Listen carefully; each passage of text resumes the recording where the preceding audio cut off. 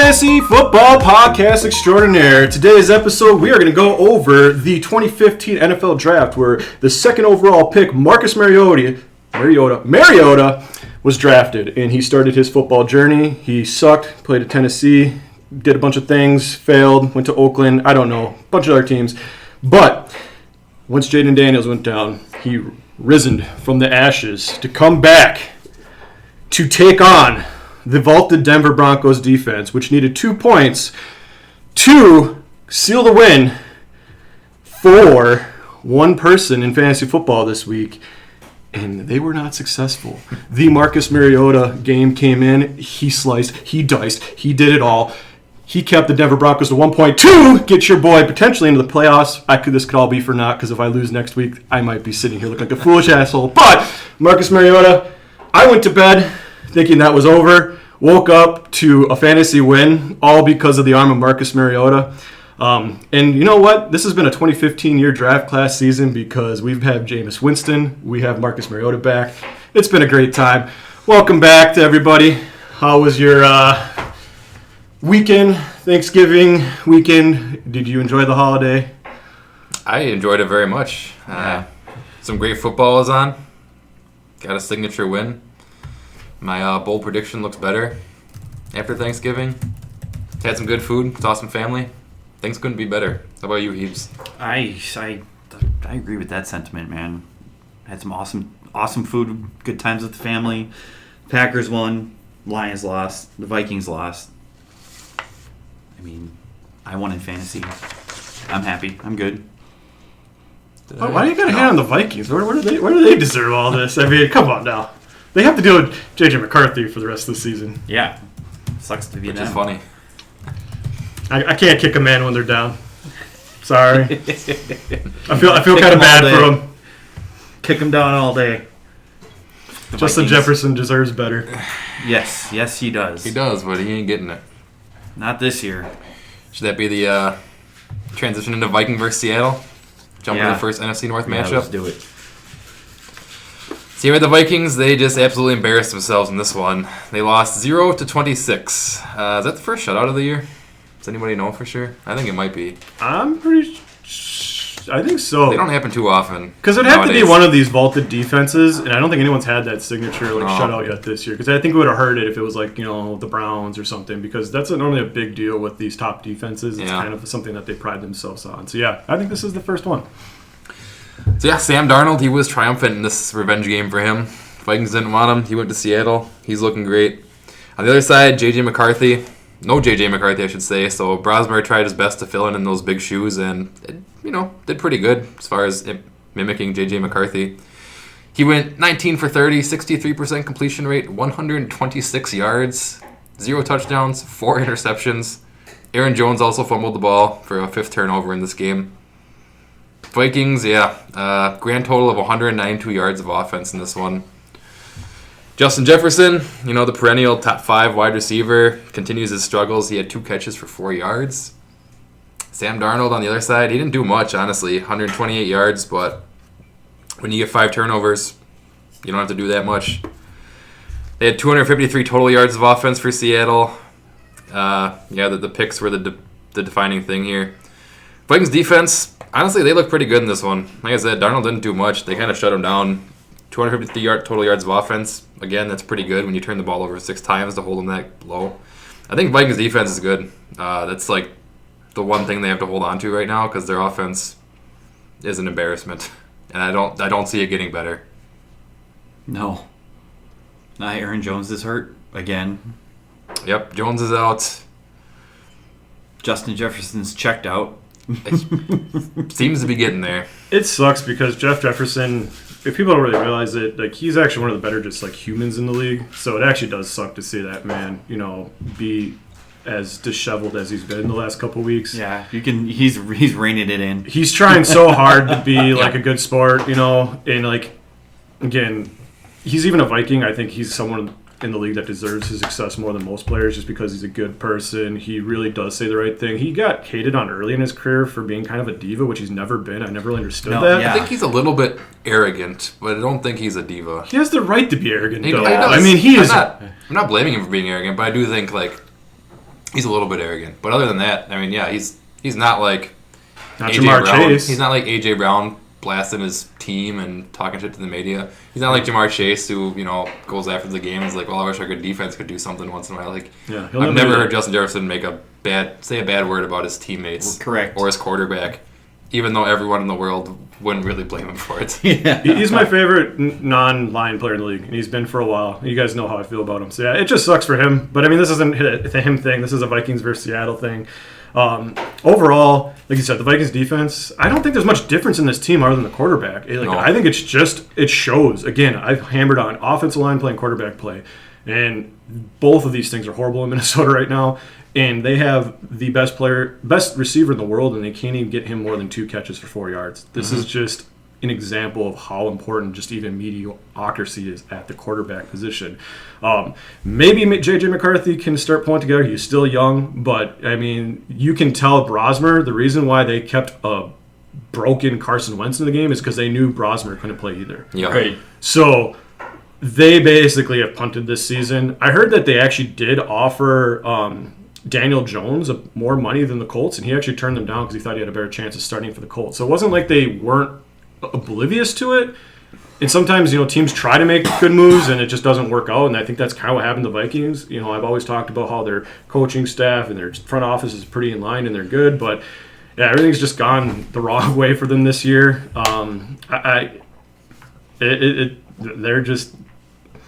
They're looking up, and they're going to definitely finish 4th in the NFC North this year. Seattle, I think they're a powerhouse, man. They look great. I mean, JSN didn't have a big game here, but JSN's had one of the best seasons we've seen, probably the best season since Cooper Kupp's season with Stafford a couple years ago. And probably before that was probably a Kelvin Johnson season. These seasons, from him, or I shouldn't say that, Antonio Brown seasons. It's kind of on those levels. JSN is going to be a perennial top 3 receiver probably for the next couple of years. And Seattle's one of my favorite teams to win it all this year. I don't know if there's a team better than them at the moment, other than maybe the Rams, but I guess we'll see. We'll talk a little bit more about some other teams, and we can get warmer than that later. Yeah, the biggest thing with Seattle, if we flip into the Seattle part of this discussion, is Sam Darnold has had a couple games now where he's not looked good. He did not look good in this game. This game was their defense. I mean, I understand you're up against the backup to J.J. McCarthy, which is bad. That's about as bad as they can get in the NFL. But, I mean, their defense, they shut them down. They took the ball like 5 times, and they allowed them to do nothing. The offense didn't need to do much. I mean, they got a touchdown in the 4th quarter finally because they finally decided to go for it on 4th down instead of just taking the field goal. And I think that part of that might have just been the fans were not happy with all the field goals, but it's like, you can't really blame Seattle for doing what they did. It's like, we know their offense ain't doing shit. Let's just get every chance at 3 points, just take them. Like, they're not going to score on us. We don't have to worry about much. Let's not fuck anything up and give them a chance to get some momentum and get back in the game. And, yeah, the defense has been fantastic all year, not just in this game against a shitty quarterback. That defense has been fantastic all year. I think Sam Darnold might be the wild card that might fuck him against a really good team if he does this kind of stuff. I mean, that's what happened against the Rams. And it's happened to him before. Last year it happened to him twice at the end of the season. He played the big games against good teams, and he made a lot of mistakes, turned the ball over, and cost the team the game. Well, wasn't the playoff game 4 picks? I mean, I think we talked about how he might have lost his chance at a big payday. Well, it was the playoff game, and the week before was for the number 1 seed in the bye to the Lions, and he did the same exact thing in that game. Yeah, he made the bad. playoffs, and it was like a mirror match for him. Like the exact same thing happened the next week against the Rams. So it's when you go up against the elite, which that's going to happen in the playoffs, that's when he doesn't shine, and that could be a problem. I think that's a lot of these type of quarterbacks that we do see start having success. Because, again, if we're going to attribute a lot of these successes to, the nucleus of the team and the offensive line play, well, when eventually at some point that quarterback is going to get put in a position where he's going to have to elevate the team around him. And, Daniel Jones hasn't even really played that well the last 4 weeks, and he's kind of in that same boat. And it's like, okay, maybe if you have enough things working around them, almost anybody can play at a pretty high level. But once you get into those situations, that's where you make or break a quarterback. 3rd downs, red zone. If they're not effective in those things in the playoffs, you're not going to be successful. And Yeah, maybe that's going to be Darnold's Achilles heel at the end of the year. Is just once he gets into those situations, he's got to play a little bit more out of structure. Is he going to make those plays? That's to be determined. But yeah, the chances are, the odds are right now looking like he's not going to. But overall, their season has been great. I would still put them as a favorite. But yeah, Sam Darnold's the part that's going to worry me the most going into the playoffs. I will definitely agree with that. Yeah, I think that's about all the thoughts I got on those two teams. Any closing thoughts on Vikings Seattle? Yeah, I do want to spend a minute talking about how hilarious Max Brosmer's pick six was. The first one? Yeah. Yeah. No look pick six. The only pick six, I guess, but yeah. That was something for the books. Yeah, that was one of the worst things I've ever. That's right up there with Dan Orlovsky's safety when he ran out of the back of the end zone. Dano! Just like, oh my God, take the sack at that point. I've never seen a no-look pick six in the 30-plus years I've been watching football. No. So that was a first. I saw one last year. Jordan Love threw it to the Lions, I think. Oh, wait, you're right. Yep. He was about to get safetied, and he threw it backwards under his legs or something, right to a fucking cornerback or a safety, I don't know, or linebacker. I don't even know who it was. There was but a it was a Kyle no-look Murray pick six. Yeah. I think Kyle Murray had one too, where he threw it on the 1 yard line, they were on their one. He threw a pick six that was kind of similar to. So I guess it does happen, but it's not company you want to be in. No, it is not. That's one of the funniest things I've ever seen. We were here watching it, and it was just like, you gotta be fucking kidding me. The best thing is... I was just gonna say, the more we watch the replays, the funnier and funnier it got. Yeah. Just, ugh. I went to Reddit afterwards, and in Reddit, what they'll do is basically there's bots that instantly post big clips like that, and then people will comment them. So within minutes, you already have 100 replies on these plays. And the best part is Viking fans were defending Bros. Were he's playing better than JJ McCarthy right now, and everyone's just what? His quarterback rating was actually worse than JJ McCarthy's worst game, which was the week before. Yeah, he did not play well. It was not a good game. I will give him the benefit of the doubt that the Seattle Seahawks defense is really good, and that's a hard game for a rookie quarterback to walk into. So maybe that's not as bad as some of the JJ McCarthy performances in retrospect, but yeah, that was one of the worst I've seen in a long time. Watching that, you're just I don't even know if that dude should be on an NFL team. I don't know if JJ McCarthy should be either. Yeah.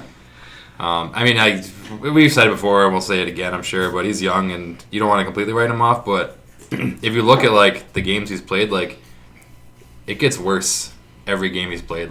It's worse and worse and worse. There's no improvement to be seen. It's only... Yeah, he's looking worse than Bryce Young did his rookie year. McCarthy? Yes. Yeah. I'm just hoping McCarthy, 9 stays in concussion protocol and JJ McCarthy can come out, because I think 9 might be the problem. It's the little alter ego thing. Yeah. All right, should we jump over to the next game? Yeah. All right. Unfortunately. Bears versus Eagles. Should we do a shot of Malort for this? Yeah. In honor of the Bears, we'll do the Chicago Classic shot for the Bears, who are now the first place team in the goddamn NFC. Who had this in their bold predictions? This would have been nuts. You would have got laughed. I would have kicked you out of my house if you made this as a bold prediction, but here we are with the Bears, number 1 in the NFC.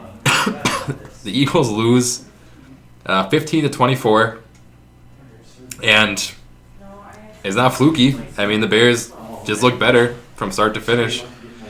Caleb Williams didn't really do much. He had 154 yards, 47% completion, 1 touchdown, 1 pick. But he did not need to do anything. This was a game of running the ball, and run the ball they fucking did. And I don't know how the Eagles allowed this to happen either. This is what the Bears have been doing for their whole little successful run. They've been running it very well. And the Eagles have shut down good run teams. They shut down the Lions. They shut down our running offense. They shut down a lot of good. I guess Green Bay's Packers run offense hasn't been that good. Oh, I had some. Packers run offense hasn't been that good. But the Eagles have been shutting down rushing attacks, and to have the Bears just go into Philly, rush for I don't have the total, but I mean, Monangai and Swift. Monangai went for 130 yards, and Swift went for 125 yards. So 255 yards between the two of them. I'm sure Caleb Williams had some rushing yards, and probably a running back or a wide receiver too. Probably set up, one of those end around routes too. But just to get dominated like that at home, I couldn't believe it. I mean, turning that game on Friday, we're like, all right, here's where the Bears finally slip up and expose themselves, and not one bit. In fact, the exact opposite thing happened. It's like they beat the Eagles in their own house, and this is the first time all year, like, are the Bears actually a serious team?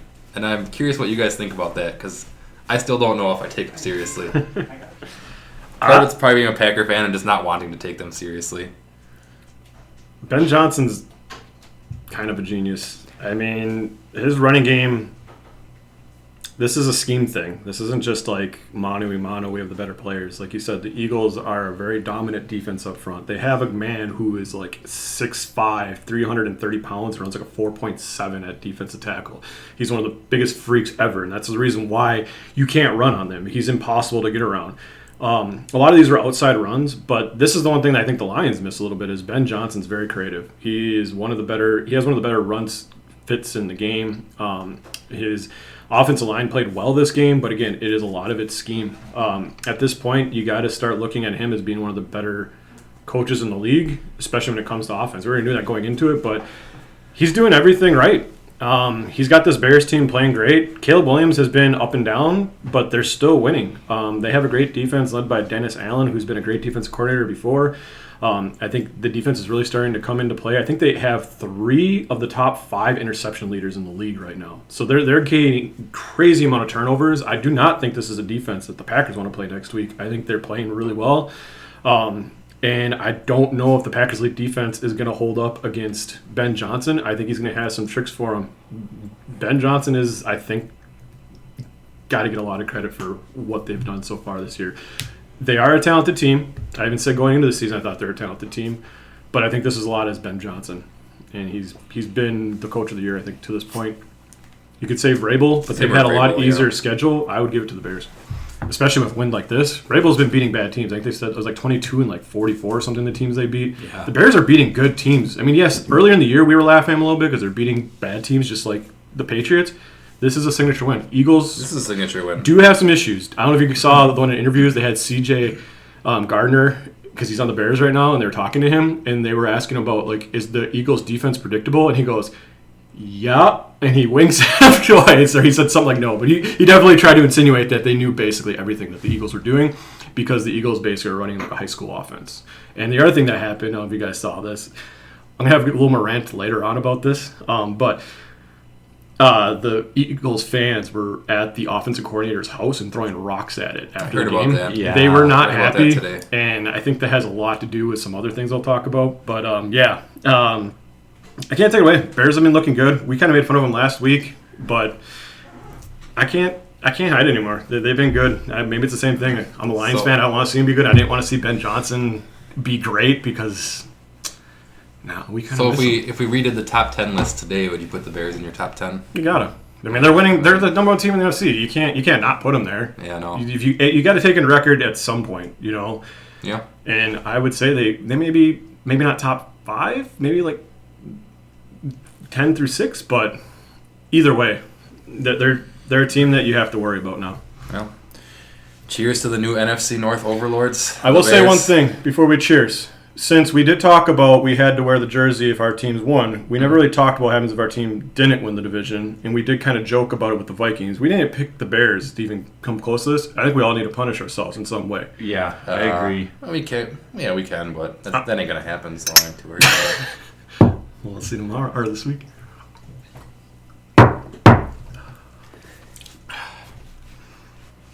Still delicious. But Eagles look bad.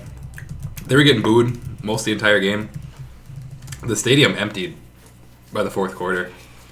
Yeah. Something. You never see that at Eagles games. Their offense is broke. It's broke. Jaden Daniels Hurts is struggling. He's struggling in the short to intermediate game. They're trying to run these lines. He's just missing guys. Yeah, by a lot. There's something broke there. It might be the offensive coordinator, but I think it's kind of similar with the Lions. There's more than just one thing going on right now, and it's clearly like they need to reevaluate.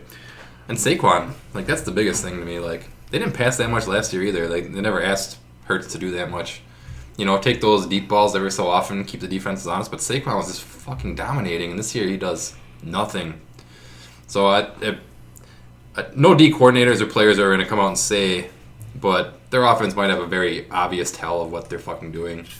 And that might be the wink you're talking about earlier from a guy. He's like, we know something. We're not going to say it out loud because we don't want to publicly announce to the Eagles, this is what you're doing and why you're giving away your plays. But something's got to be going on because Saquon's not. I don't think Saquon went from the best running back in the NFL to the 20th best running back in the NFL. It's creativity. You can just watch some of these offenses. Look at some of these more like wonderkins at offensive coordinator. Just watch how the offense flows. Just watch how the offensive line flows. When you get these uncreative offensive coordinators, they don't have it. They just don't. He's not putting the team into good positions. They're not lining up plays. Like someone like Ben Johnson, one of the reasons why he's such a great coach, even with LaFleur, McVay, they set you up over a game. Yeah. And when you get too basic, you can't do that. So like there is a skill level with play calling, and it's very obvious. And I think the NFL has understood over the last couple of years. I think Sean McVay is kind of showing that, and that's why these guys end up being really good coaches.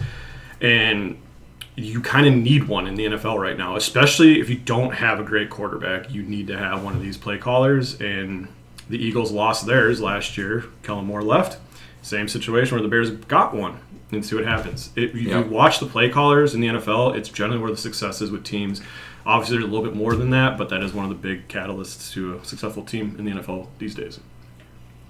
And the tush push got stopped by a I guess it's not a strip sack, but a stripped ball. Because he was forward already at that point. That's interesting, that was though. Big. Did you see what they're doing now? And I think it wasn't the Bears that did this. It was another team. The Giants did it first. The Giants. They're just attacking the ball. Against the Giants, the refs ruled it forward progress, and this fumble doesn't count. So the NFL just changed the rules this week, I guess, to be like, nah, the fumble counts this time. I don't understand how one of these is a fumble and one isn't. That's just shitty officiating at its finest. But again, I will have a rant at the end of this, and we'll hear it. I think it all kind of plays into some of these things. So I don't want to ruin the conversations here, though, with that. I'll keep it for the end. You keep it in the this podcast, or is it going to be in the? It's going to be in the at the end. Well, is it the football one, or is it a more we'll of put a in the football one because one? it shouldn't be in the fantasy. We'll put in the football one. You just got a standalone rant. You guys might be a little disappointed in it. Okay, we'll keep it for the end. But yeah, I don't know. It's the Bears. They're coming to Lambeau this week. I thoroughly expect the Packers to whoop the shit out of the Bears and all this the Bears are good nonsense talk that I've been hearing for the last couple weeks now. Like, I'm expecting an ass whooping. An absolute ass whooping. Anything less, I'll be pretty disappointed. If we win by 3, I'll be disappointed in that game. Like, I do not want a close game. I want another statement win. We beat the shit out of the fucking Vikings. We beat the Lions pretty handily. Had to lead the whole game. Let's go beat the shit out of the Bears. Let's wrap up this little NFC North run we've had. I don't know. Any other closing thoughts on Bears Eagles? Eagles suck. Bears are hot right now. That's the gist of that one. So we'll get into the one we were all waiting for: the Packers versus the Lions. How about them Packers, eh? So the Packers sweep the Lions this year, winning 31-24 in their second outing. Jordan Love goes for 18 of 30, 234 yards, 4 touchdowns, no picks. Jared Goff, 20 of 26, 256 yards, 2 touchdowns, no picks. So our passing yards were extremely close. Josh Jacobs, he led the Packers in rushing with 83 yards of their total 125. Jahmyr Gibbs led the Lions with 68 yards of their total 119. So rushing yards, extremely close. What it comes down to really is fourth downs. Green Bay converted 3 out of 3, 2 for touchdowns and 1 to secure the win with the completed first down and allowing them to run the timeout. On the flip side, the Lions, fourth downs, they went 0-2 and turned the ball over on both of them. So there's a difference in this game. That's it right there. Like I said, if you look at their offensive stats, they're almost identical across the board, but one team got their fourth downs and one team did not. And that's the difference. That's the one score difference in the game. What else we got here? Dontavian Wicks, more like Dontavian Grips. Am I right? Yeah, whatever. But dude made every fucking huge play in this game. One of the fourth down touchdowns, he snatched it. The big play at the end of the game, one shoe on, doesn't matter. Snatched it out of the air. Brian Branch was all over him, didn't matter. He was coming down with that ball. But yeah, that's the offense. On the defensive side, we got a couple notes. So Micah Parsons, the highest paid pass rusher in the league, 2.5 sacks, 3 tackles for loss, 4 quarterback pressures. Aiden Hutchinson, second highest paid pass rusher in the league, 0 sacks, 0 tackles for loss, 0 quarterback pressures, and 0 presence in this game. We'll kick it over to you, Jim. What do you have to say about this? Well, mess? for one, Defend your team. for one, let's talk about some bullshit that happened in this game. Dontavian Wicks did not catch the first touchdown. Yes, he did. Go look at Reddit. I would say the only people who are arguing that was a touchdown was the Packer fans. The ball was moving. He did not have control of it. He moved it to the left.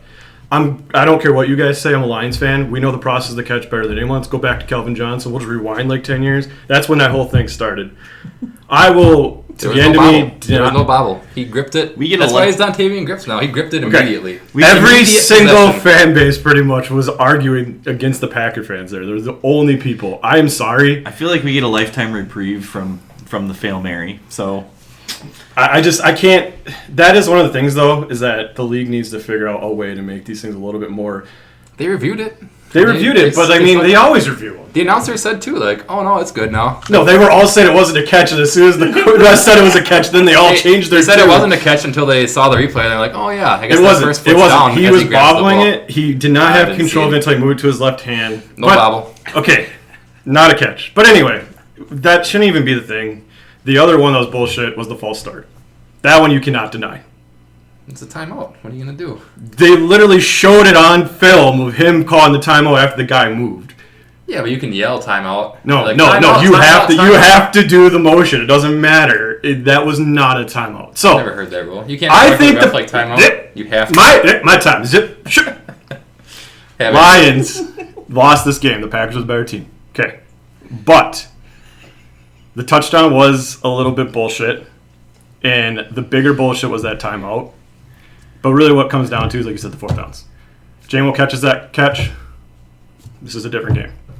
We make the other first down. This is a different game. Amon-Ra's healthy. This is a different game. Packers, they have our number. They do line up very well against us because our offensive line has been not the greatest interior this year. And unfortunately, Mr. Frank Ragnow is not coming to save the day. I talked last podcast how I really thought Frank Ragnow was the elixir to our team's woes. And unfortunately, he has a level 3 hamstring. Yeah, doesn't that mean it's torn? I don't know how they even thought he was going to come back, but that guy basically watched the Lions, and he knows exactly what is the reason they're losing, and he was like, I need to come back and help them. And he was trying to do it on no leg. So that really sucks. But when it comes down to the game, yeah, the Packers definitely outplayed us. It was definitely closer than I think you guys are trying to allude into this, but it was definitely one of those things that came down to a couple plays, and it really sucks when sometimes you have things like that happen. It's frustrating. It would have sucked too if the Packers lost on a blatant pass interference on the Lions on that 1 4th down, where the guy was holding his arm and held it back. I can't remember what the receiver was, but Christian Watson. That was blatant pass interference. When can we get this stuff to be like lined up? And it's frustrating to watch. It really is. It's frustrating to watch these things, whether it affects your team or not. It's just the league in general. It's kind of been bad over the last couple of years. And all those things together take a close game and they flip it. And that's really what it comes down to. But yeah, at the end of the day, the Packers outplayed us. You know, like I said, Micah Parsons had a great game. I don't know what's going on with Hutchinson lately. He has been kind of poor the last couple weeks, so maybe he's kind of nursing some kind of injury. I mean, I've never seen that stat line from Hutchinson ever. So that's pretty telling. The Packers had a great game plan, but he doesn't seem to have the same burst right now. So there is something going on there too. And that's another thing too. The Lions' injuries are starting to pile up again. We just lost Terry and Arnold for the season. We do get Carvey Joseph back, and that's been kind of a bigger loss than people expected. He's a great safety. Yeah, and he's also the guy that takes off the top. Like we're getting beat deep like we weren't earlier in the season. I think he's that reason. He's the guy who you don't really want to throw deep against us when he's out there. You're probably throwing picks most of the time. So all that kind of adds up. Packers are injured too, though. That's not an excuse. Packers don't have Kraft. Your injuries on the offense line. The Lions got to play better. There's a lot of things here at the Lions that are a little bit concerned. If you want to hear my actual opinion of the team right now, it's like we messed up. We should have had a backup for Frank Ragnow going into the season. They made the wrong hire at offensive coordinator. John Morton was the hot candidate. They got the guy, but he doesn't have the chops. I was just talking about Ben Johnson. Like, you need a play caller. You need a guy who can set up plays. He understands the flow of a game. John Morton, maybe he's good at certain things, but he's not a good play caller. Campbell's an okay play caller, but I think when he's play calling, he gets himself spread too thin. And then, like we talked about against the Eagles, like he starts doing crazy shit, calling way too many fourth downs. So I think this is 6 in a row fourth downs that you've missed now. The Packer game, it was different. It did bother me the first one because we don't have Amon-Ra, where it's like, if we have Amon-Ra, we have different play calls, right? I mean, this might be a completely different game with Amon-Ra because those are first downs, like almost all the time. Amon-Ra is probably the best receiver in the league when it comes to short fourth down yard situations. Campbell's got to change in that situation. He's got to make a decision, be like, hey, this isn't the way to call the game. You're missing the guy that is the catalyst for why you do what you do on fourth down. So, but, I can't argue. They had 2 good play calls. Williams just dropped the pass, too, both times. Yeah. So, and he was good this game, too. He kind of kills the Packers. He always has. He's got the Packers number. The only time that he hasn't had a good game was the first week of this season. He's always killed them. Those fucking slants, like those crossroads right across the middle. He gets those every fucking time. And he's, I don't know. I'm sure the game plan was more stop Amon-Ra, stop the running backs. I think Jameson Williams was an afterthought. And going back to John Morton, he wasn't doing that with Williams. I even told you in the last podcast. I'm like, the one thing you'd notice right away with Dan Campbell is how J-Mo was being used. The first game when Dan Campbell was calling, I remember J-Mo ran that same fucking route that got the Packers a couple times where he goes up, goes straight across. Yep. And he did that like 5 times in a row, and only like 1 or 2 of them, I think 2 of them were actually passes to him, but he just kept doing that. Because he only needs one. Oh, this is the pass to him. Other things going on. The defense gets used to like, they're not throwing it to him, and all of a sudden there's the throw, and then he hooks it and he's fucking gone. And there's not many corners that can keep up with him in the league, so you're hoping that your safety comes down and makes the tackle, or one of your linebackers is in a good spot to make the tackle. Except they don't. Fucker's gone. He's so fucking fast. And that put our corners to the test, and they didn't really pass it. Luckily, Parsons was kind of getting home a lot this game because that could have gotten ugly with J-Mo doing what he was doing there. But it was a good game. Like I said, Packers led most of the way, but we never could run away with it. Like every time we got up by 10, you guys got back within 3, and then we got up by 10 again, then you guys within 3, and it was kind of back and forth all game. Like, man, I really wish we could just go back to the fourth quarter where we stopped you twice in a row and get a little bit more separation. So every drive, I'm not like, please don't let them come back, please don't let them come back. But luckily, it held up at the end. We won by 7. And we're definitely having a down year. I kind of contribute this to kind of like what the Eagles had that one year where they lost their offense defense corner. It seemed like they kind of took another year to get kind of adjusted. I think the Lions are going to learn from the mistakes going into next offseason, but it's still, this isn't a team that's out of the playoffs yet. I don't think this is a team anyone's going to want to play if they get into the playoffs healthy. So there's still that, and we actually have the easiest schedule of the 3 of us at the end of the season. If we beat Dallas, I'm pretty confident we're making the playoffs. Dallas we got to beat Dallas. We got to they're good. They might be better than the Packers. They might be the best team in their division. Actually, they probably are at this point. Dallas looks really good right now, and I'm curious if it's a hot streak or if they'll keep this up, but I don't want to go too much into Dallas because I think I have them written down later on. But, we talked about it last week when me and you talked, but this game was important because the loser of this game is not a guarantee for the playoffs anymore. You got an uphill battle, whoever was going to lose this one. So Lions have a battle in front of them now. They need to win. I think the Niners pretty are much need to win out. So I think the Niners got to kind of slip up. We talked about they don't there's want to slip up. There's a lot of teams, and the Bears just do a huge wrinkle into everything with. They're almost certainly going to the playoffs. Oh yeah, they have to win like one more game and they're good. Yeah, that's what I'm saying. So between them and then the NFC West, it's gonna be hard to come up with that extra playoff spot this year. So every game's gonna really matter now for the Lions. For the Packers too. I still think we make it in. Like I said, I think we need to win. I really think we need to beat Dallas because we played Dallas, and who else do we play after them? We play another good team after them. I think we play. And if you lose to Dallas, that's pretty much it then. Oh, we play the Rams. So we play the Dallas Oh, you play the Rams. Cowboys too. That's and the right. Rams back to back. But the thing is, like, I don't. This is a weird year. I don't think there's a dominant team this year. I think this is probably one of the weirdest years we've seen in a long time. I don't know if there's even like a really great team. If there's even like really that many good teams. Like it's a lot of teams beating really bad teams, and the records are really inflated in a lot of ways. The Packers don't do that. We lose to really bad teams. Okay, the Packers are a little bit on the unique side, but you guys are a little special. It's okay. Still But don't know if the Panthers are a bad team. the Panthers are a good team too. But look at Bryce Young is either We'll Tom talk about Brady that or later. Pumpkin. I don't know. Every team's like this year.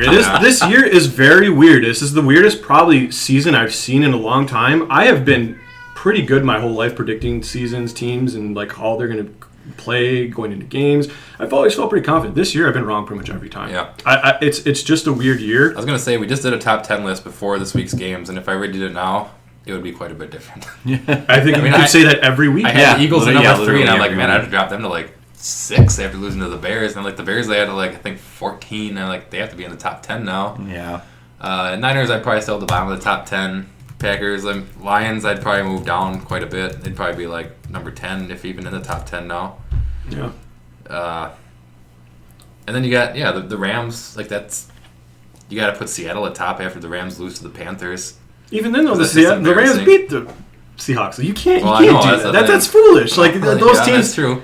I would say they're about even. Like I would say right now, you got Rams, Seahawks, and then you probably can start putting some. Those have probably been the two most consistently dominant teams this year. But even they have had weird games. They've had up and down games. They've struggled against other opponents.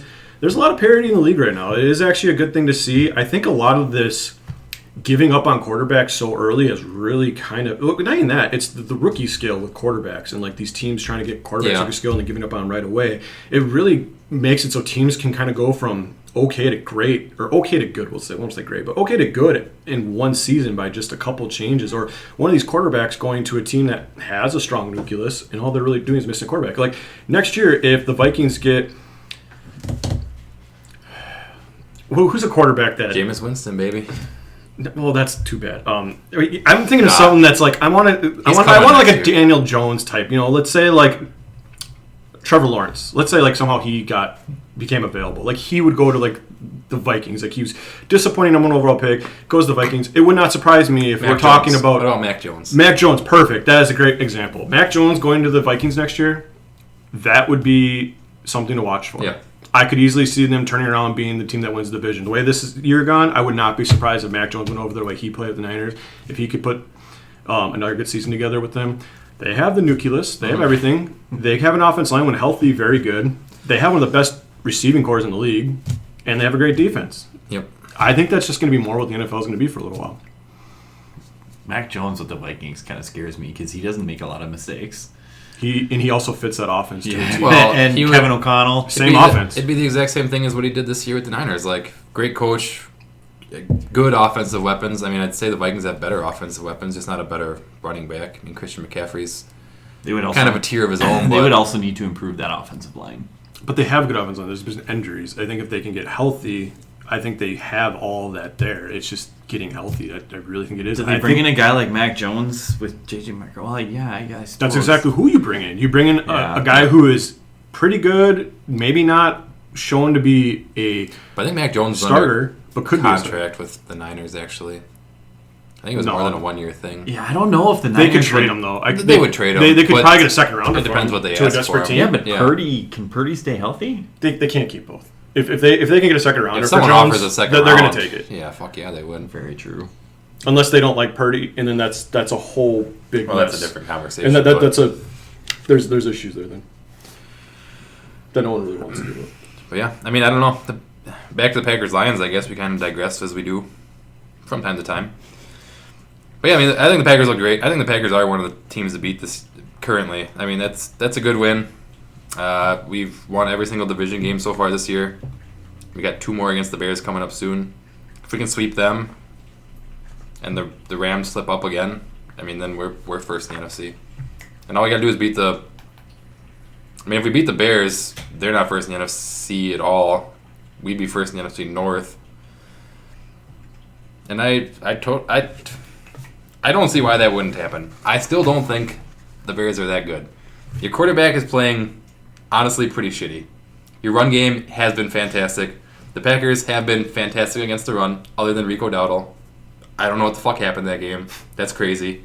I think he was just too new and they didn't know what the fuck was going on. I mean, that was like was that his second breakout game? The Panthers actually, again, a young offensive mind.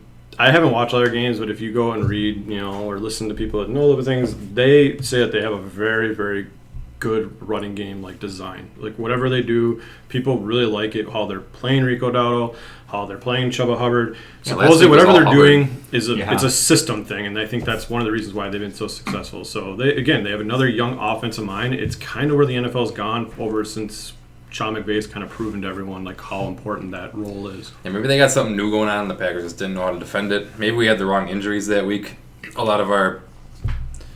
We've had D-line injuries all year.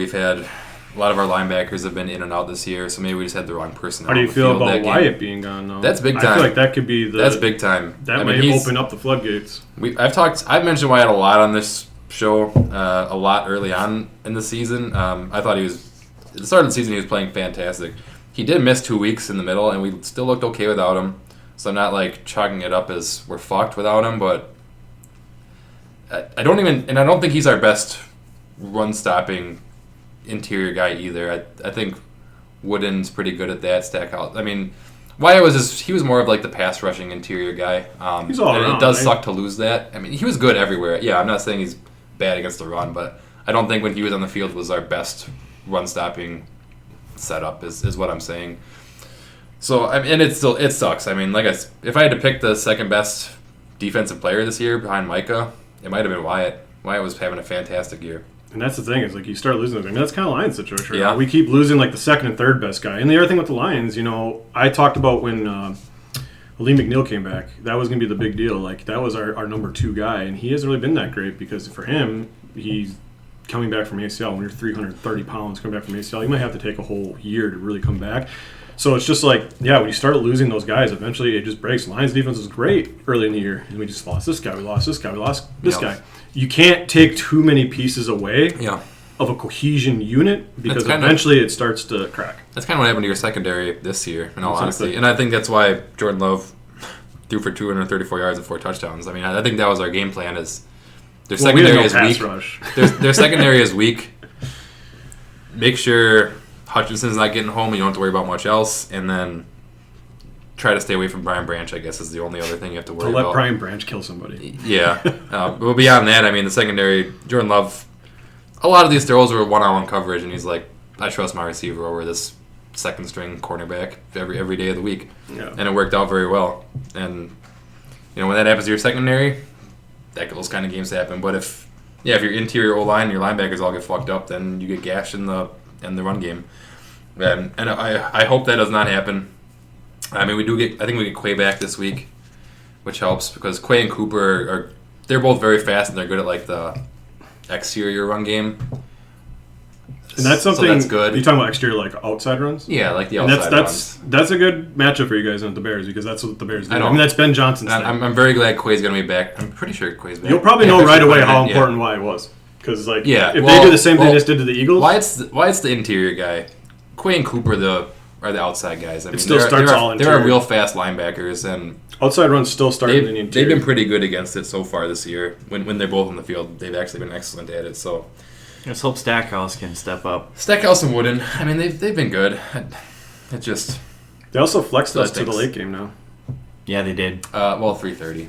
No, they flexed it to the Sunday night game. Whoa, when was that? No. They just did it. No, that's the next one. Oh, the late game, the late one in the season. No, okay. Because we play them, then we play them against. That's actually a Saturday game, but that's going to be Saturday night now. So that's when they flexed. Okay, I saw they flexed. I thought it was. Yeah, because they already. That makes sense because they know they flexed later. They flexed this one from noon to 3:30. Okay. So this one's at 3:30. Or 3:30, whenever it is. I don't know. It's the middle game. But yeah, that's about. I think we've covered everything on those, right?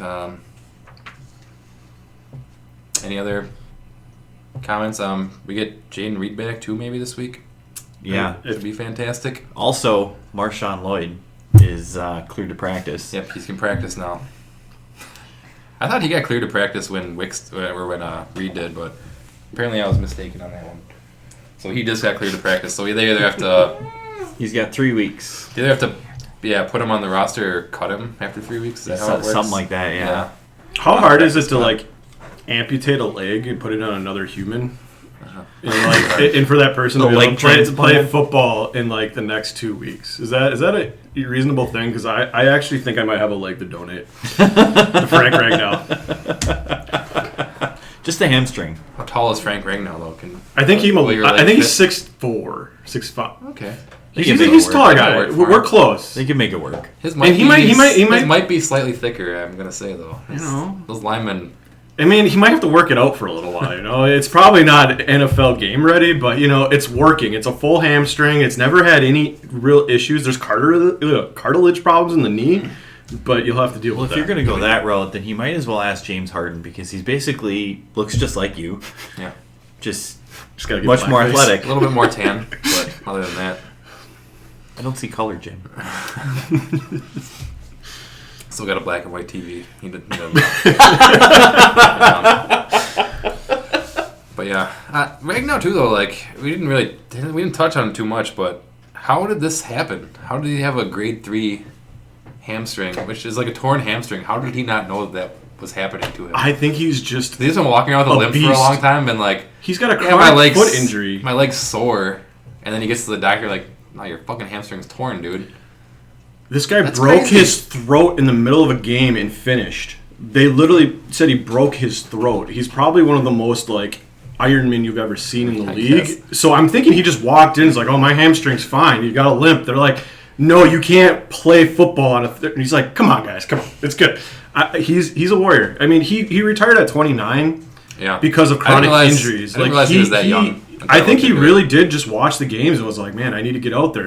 Everyone can see the problem with the Lions team. It just sucks. We have the person.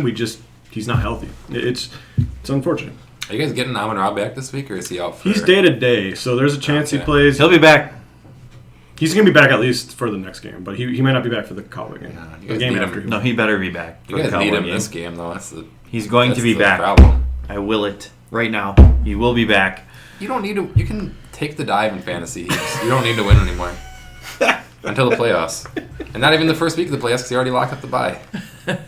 You need to be back in 3 weeks, and I think you're fine for that. He'll be probably 100% healthy by then. It didn't even look that bad. Like, I know people were like freaking out in the game. I was like, it didn't look that bad. I thought that bad. Sometimes though, like when you get rolled up on like that, it's like it is hard. It but could when be you a get sprain, up and you walk, it could be a minor sprain, or it could be like, fuck, I tore ligaments. Like, I mean, didn't the exact same... What happened to Wyatt was like the exact same thing. A guy rolled up on his leg, and it's like, sometimes you're fine, sometimes like, fuck, you tore the shit to shreds, and you're gonna miss the rest of the season. I guess I wasn't that worried about it. I just looked at his body language, like he walked in the locker room. It's just like he's like almost close to playing again. Like I thought maybe like a week or two is what I thought when I first saw it. So I guess I wasn't surprised, but it was a very it's awkward easier when you moment. weigh 180 to walk off the field than when you weigh 320. Exactly. You'd be like, wait a minute, my ankle's fucked. Trying to carry an extra whole person on this motherfucker. That was a very awkward moment at my aunt and uncle's house because we were in Appleton for Thanksgiving. And as Amon-Ra rolled up on him, just screaming at the television, like, no! No! And finally my cousin was just like, fantasy team? I'm like, yeah. He's like, good. Because I may have been in Patriots gear. I wasn't upset. I didn't cheer. But I was not upset. Yeah, I'll never cheer on an injury. I can't do that, even if it's not against an opponent. It sucks when anyone gets injured. No matter what in the league. Yeah, it depends. Some people deserve it. Okay.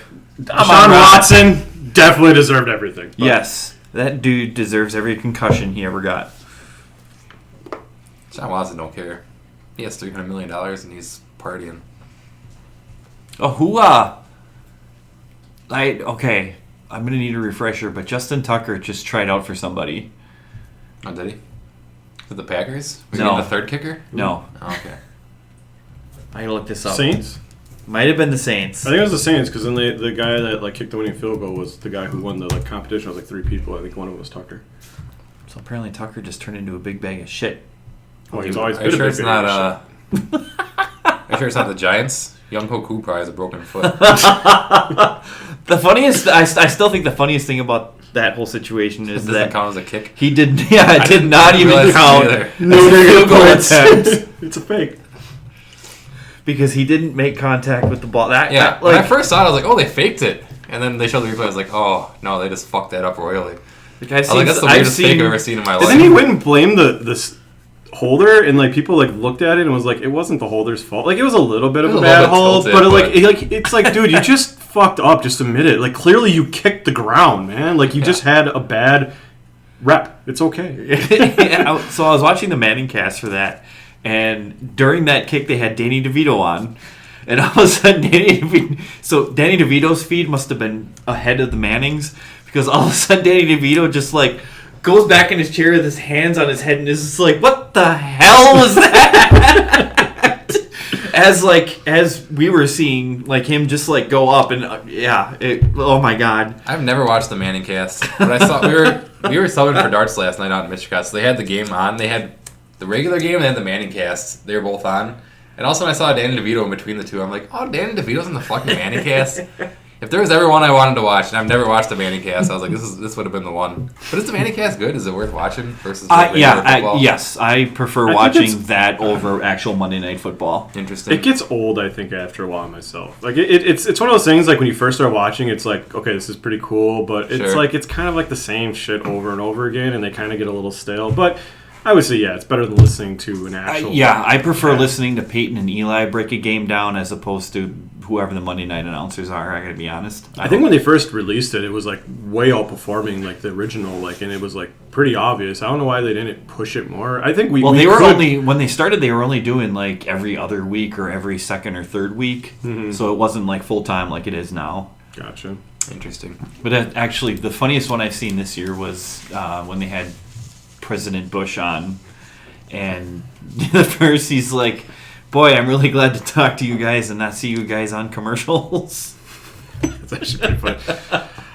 What do you think about George Bush as a politician? He does seem like a really fucking cool guy to hang out with and have a drink, so I'll give him that. Yep. I never really took umbrage with President Bush. Yeah, I don't want to get political, but I don't either, but I mean, he kind of... It was kind of like the answer to the whole Bill Clinton thing. Like, we want, like, the buddy-friendly guy to be the Republican candidate this time. And that's exactly what he was. And he comes across that way because I think he is that way. Oh, I think that's who he is. He's just a fun dude. Yeah. So what do you think about politics? If you just know, like, what you see him as a person, he just seems like a pretty good dude, generally. I mean, there's definitely some things probably in that dude's closet, but, I mean, any politician probably has that. But I would have a beer with him. It'd probably be hell yeah. I'd probably laugh your ass off. I think you would. Speaking of which, any closing thoughts on Packers versus the Lions? The funny thing is, I think we actually ended this like twice, but you keep bringing it back. I mean, come on. All right. Well, we all keep bringing it back.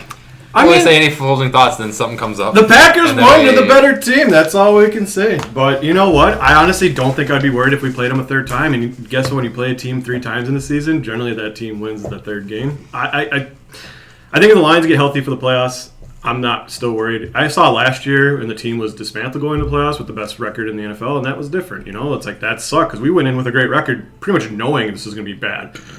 We just need to get healthy and get in. Packers probably know that better than anyone. Didn't you guys win the 6th seed with Rodgers? Isn't that how it worked? Yeah. So, I mean, again, the Lions just need to get healthy. We definitely have a battle ahead of us. But, again, this like we talked about, this is a weird year. I think we might see a really weird Super Bowl in the end. Teams that maybe people aren't even thinking about right now.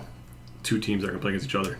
Definitely not like what we normally thought. Bills, Ravens, Lions, Eagles. I mean, those are probably the 4 favorites going into the season. None of them look like favorites. And some of them, maybe all of them. Well, Eagles are probably in. The other 3 might not make the playoffs. The thing with the Eagles, this looks exactly like what they looked like 2 years ago. Started off red hot, beating everybody. They started like 10-1. Then they lost every single game in the season, went to the playoffs, got bounced in embarrassing fashion because they looked like shit. And it's kind of looking like the exact same thing's happening right now. And then they got an offensive coordinator that knew what he was doing. Yep. And then they won the Super Bowl because they have incredible amount of talent. So, yeah. So I can see the Eagles following the 2023 path again this year. But yeah, that's it. I'll say one more thing about the Packers, I guess. Micah Parsons, 12 sacks, his first 5 years in the NFL, new record. That's No pretty one's cool. ever done it. Yeah. And He's a beast. And he's not getting home every single time.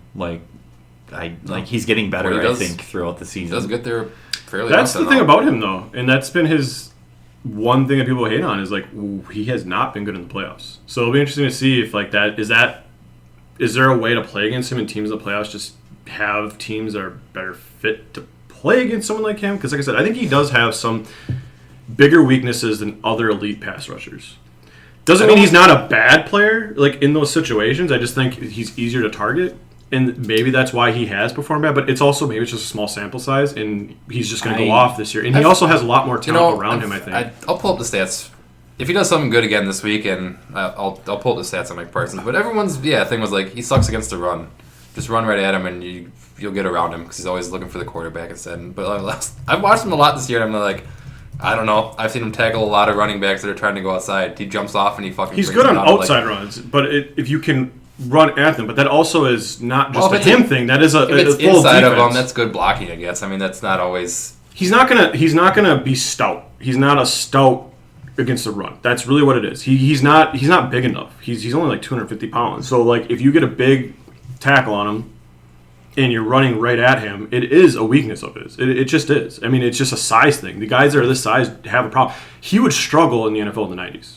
Like he would still be. Yeah. He would probably be like a part-time player in the 90s. I'm not even joking. Well, most of the defensive ends in the 90s were around that, like, 260 to 280 range. Like, they were just bigger. Like, it's only really been in the last, I feel, 10, 15 years that, like, pass rushers have gotten much the game smaller. is spread out, so people can get smaller. Yeah. Again, it's still weakness of his, and the teams that have really good running games can. But again, if you have a team around him, like the Packers, their defense has played really well against the run, so like you can mask him. But on an island, that is his weakness. That's just. I still feel like I don't think it's a weakness. Green Bay. I think he's not as good at that as he has as a pure pass rusher. Yeah, Green Bay. I still feel like Green Bay hired him and paid him what they did because he is so good at rushing the passer. That's what it is. It doesn't matter how good he's going to be. I feel he's passable. He's passable. Yeah, but he's not. If he's passable against the run, it's irrelevant because he's so fucking good at getting after the quarterback. I'm gonna pull up the stats next week, and we'll touch back on this. But when it comes back to Mike Parsons like a top 5 run stopper, you can all shut the hell up. Like it was insane. I bet you it's gonna come back something like that because I think he's been very good at it this year. He was so good against the Lions. Oh my god.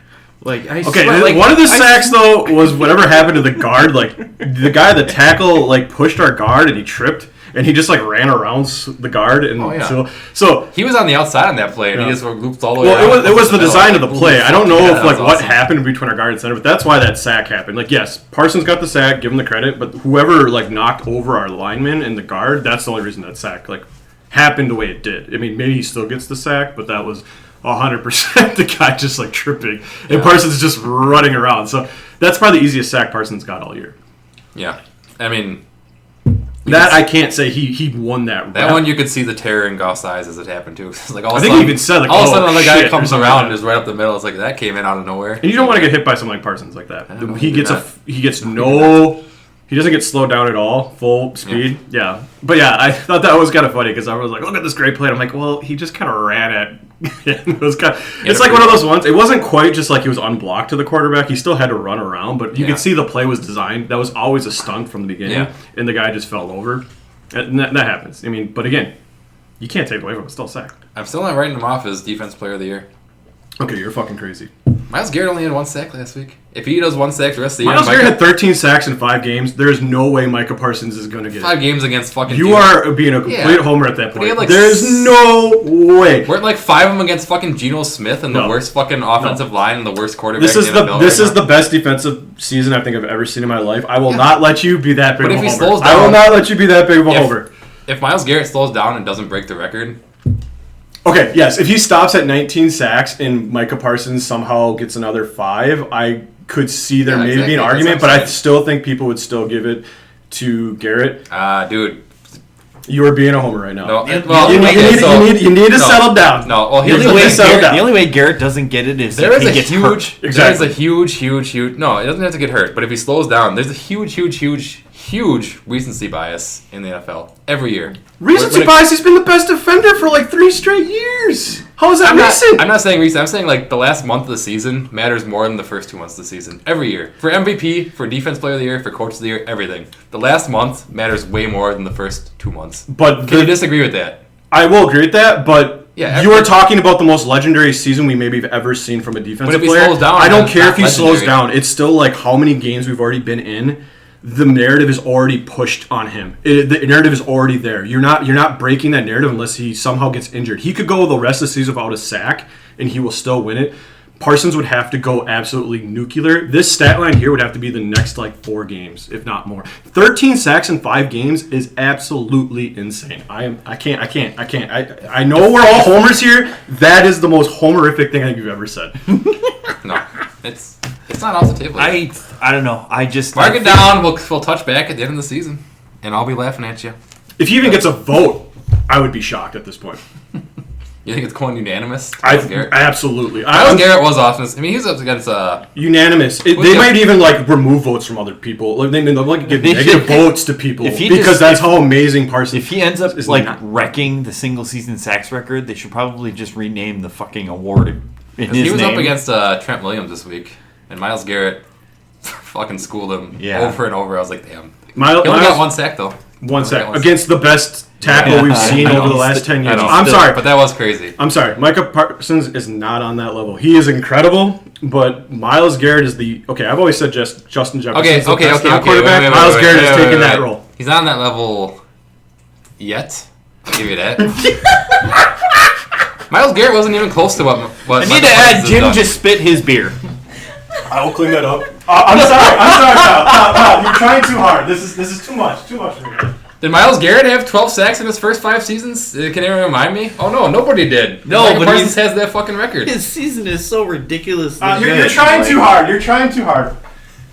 I gotta clean up your stuff because I might have wrecked some of your stuff. I'm so sorry. We're currently witnessing like the greatest defensive, or the greatest pass rushing. You can't. You gotta give it to him. Yeah. I'm sorry. Keep going. No, I'm just saying. go, like, King. dude's got 19 sacks in 14 weeks. Like that is 13 sacks in 5 games or 14 sacks in 6 games. Yeah. It's the best season I've ever seen in my life. Maybe of a football player ever. At least in my lifetime. 5 games does not make a season. The season is literally 17 games. I don't care if you had a good 5-game stretch. What do you do? But it's the whole season. It's insane. It's just okay. We got to move on. We're this is not going anywhere. I'm sorry. I can't even. We're not even talking about the Packers. I can't. Or It's the too Lions much. anymore. I actually have one more note for the Packers. I say we do Packers Bears for the Malort shot next week. There's already a Malort shot there. No, I'm sorry. Get out of here. Can we do a second Malort shot? We can. Okay. He's on the Packers Packers. Bears second Malort shot. I pick Packers. I'm picking the Packers. Taking Myles Garrett. Packers Bears. Myles Garrett's in that game. Somehow Myles Garrett's going to get a sack in that game. I don't know how it's going to happen. It's going to happen. But no, I'll take the Bears because Ben Johnson. Did you see what he did in the after the game? Ripped his shirt off. Do you need this? No, it's all good. Man. I've never done that in my life. I've never spit out a drink before in my life. I was not even trying to do it intentionally. It was all unintentional. But God, I wish you guys could have seen that spit take. Ben Johnson took his shirt off after he won the game because I guess there's a wiener place that gives out free wieners if he does it. Yeah. And he said he wasn't sure if he was going to do it, so I thought that was pretty cool. But that's the first time he did it this year, right? Yeah, they've been asking him to do it for like at least a month. And he was saying like, I don't think I'm going to do it. Yeah. And I mean, he waited for the Eagles game, which props to him. I mean, he was probably waiting like I want a big time win. Yeah. I bet you if he wanted. He might have waited for the Packers game to do it then. I thought but the Eagles game was a big win. Oh, I mean, that's a huge win. I agree. Like, if they would have lost to them and he would have beat the Packers either matchup, he would have done it for that one, I bet. He's just going to take his, like... Because they've been asking him for a long time now. Like, it's been a... Pop the shirt off after a win. I think it started in the season. And we'll give out free wieners for everyone for like a day or something. Like, props to whatever place does that. He's going to be taking off on the third quarter when they're up by like 15. You know, Packers just turn. He's like, yeah! And he's ripped, man. He's a good-looking dude. He was in good shape. I miss him. Ben, come back. Why did you leave, man? I'm trying here to be a homer myself. I can't. This guy over here is trying to tell me crazy things like Michael Parsons is better than Myles Garrett. I need you back at least so I can have some decency in my life and the Lions can restore the throne as the Kings in the North. Because without you, we might not ever do it again. So please come back, Ben. They'll get another offensive coordinator next year. There's Mike no one. McDaniels, come on down. That's what I want. I have a funny feeling, especially with the running backs that they have. I think Mike McDaniels. I think Mike McDaniels will have a good old time over there. Oh my really, God. that's what I'm But hoping for. I also think Mike McDaniels is going to be the most sought after OC.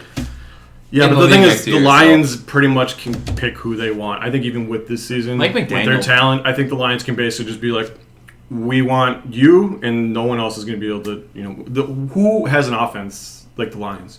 Just sitting there. Like Dan We're Campbell still like will number suck one your in dick points right now. We're still number one points, I think, in the league right now, or at least in the NFC. And we have had a super down year, right? There's so much talent there. Whoever we want will be our offense coordinator. I'm almost certain of that. All right, so we'll finally get out of this segment. The NFC North standings. The Bears sit atop. Wait, we're still talking about that. The Bears sit atop the entire NFC. Unless you want to talk some more Michael Parsons, we can. But the Bears sit atop the entire NFC at 9-3. The Packers are in second at 8-3-1 with a wild card spot. The Lions sit at 7-5, currently out of the playoffs. The Vikings are at 4-8, no chance anymore. I shouldn't. Well, no, they have no chance anymore.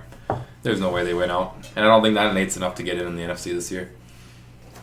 So the Lions got an uphill battle. The Vikings are out. Packers are looking good. I think the Packers are like 85% chance to make the playoffs now. If we beat the Bears, I think we go up to like a 95% chance. I mean, win this week and we're in. Win a few more and we get the number one spot in the NFC North anyways. The bye is still a bit of a... You're still hoping for other teams to fuck up along the way. And not to make any more mistakes yourself. But other NFL games, we'll touch on a couple of these. I wrote down 4 of them. If you guys want to talk about anything else, we can. But I got Dallas. They beat Kansas City on Thanksgiving. So the Chiefs are now in a win out or miss the playoff situation. This is my first bold prediction for the year. Chiefs dynasty is over. They ain't going to the playoffs this year. I think my bold prediction also included that the Denver is going to win that division, and the Chargers are probably... Maybe I said... I can't remember. I said the Denver and Chargers are both probably going to get a playoff spot, and I didn't think that made space for the Chiefs. And currently, kind of looks like that might be exactly what happens. What do you guys think about the Chiefs this year? I still refuse to accept the fact that they're not a good football team. Like, they're a good football team. Well, they're a good football team. They just have had a lot of close games that they have not come out on, but they were winning last year. And that's the difference of it. I still, like I said, if we even go back to DVOA, I think that's when I had them like 5th or so. They still have a high DVOA. They've been playing well per snap. They still have Mahomes, but they do seem like they're in a transition. I think they need to kind of retool. I think they're definitely their Super window. It looks like it might be shut for a little bit. But sometimes this happens. When you have 3 Super Bowls in how many years, 7 years, whatever. Like eventually the team just gets too old. They've kept the team going for a while. Kelsey's getting to his end of his career. Jones is to the end of his career. They already lost Tyreek Hill. I mean, they need to retool. They have Rice, Mahomes, and a pretty solid defense, and not much else. Yeah, Someone's in trouble. my big thing is it's Mahomes. I think Mahomes is still. This is one of Mahomes' best seasons, honestly, in the last 3 years. He's been great, but Chris Jones, their superstar defensive player, has not played well this year. Travis Kelce, their perennial one of the best tight ends in the league, is both these guys are just getting old and they're getting slower, weaker. It happens to everybody. Eventually, they're going to hang it up, and there are 3 superstars. Only one's still playing great, in my opinion. That's kind of, like I said, I don't think their dynasty with the Mahomes there and Andy Reid coaching. I don't think their dynasty is over permanently. Like I said, I thought this year was going to be.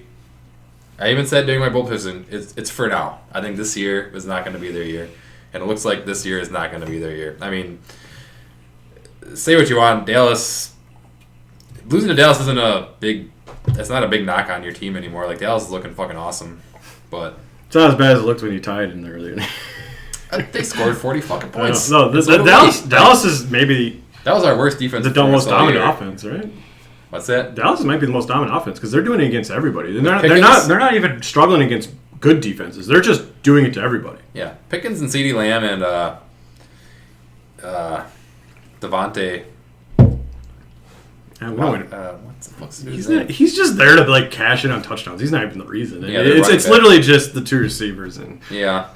in fantasy, yes, he's doing fine for a running back. But I mean, he's not. But their defense has looked better since the trade deadline when they picked up what's his nuts. So defense actually looks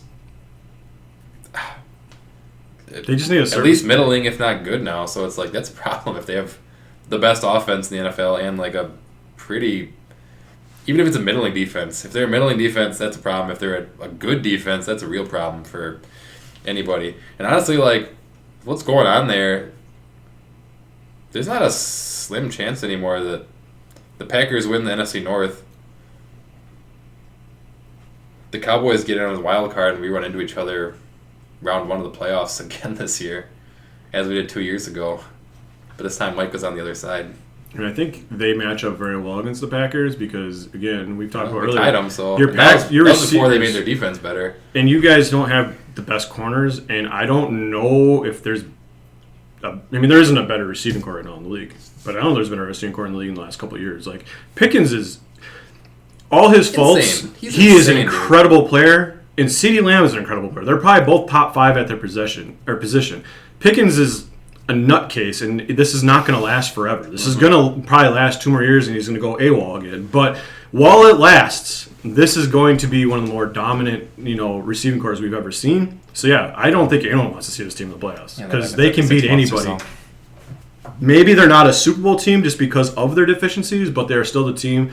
Any given day can put up 40 on you. They might not make the playoffs either. Like Lions versus Cowboys this week is kind of That's a big game. that's a playoff game. I mean, that's whoever wins that can The go to the biggest game of playoffs. the week, if you Whoever talk loses about that is pretty impact much on out of the teams. playoffs. Yeah, I mean that's a playoff make it or break it kind of game. So I'm more worried about this game than the Packer game because of how their receivers are. Like there's something about that receiving core right now. Like, with your secondary, you should be very worried about that game. and Yes. Arnold's out for the season, but we do have Reed back, and Reed's good, and we have another good corner too. So we might be able to do okay, and we do get Kirby back, and we do have Branch, so we do have most of our secondary healthy right now. So that is going to be solid, but you need a pass rush against them. It doesn't matter who your corners are. You cannot one-on-one either of those guys. CeeDee Lamb and Pickens will beat all one-on-one coverage. We tried it, and Pickens was just picking up everything in tight coverage. Didn't matter.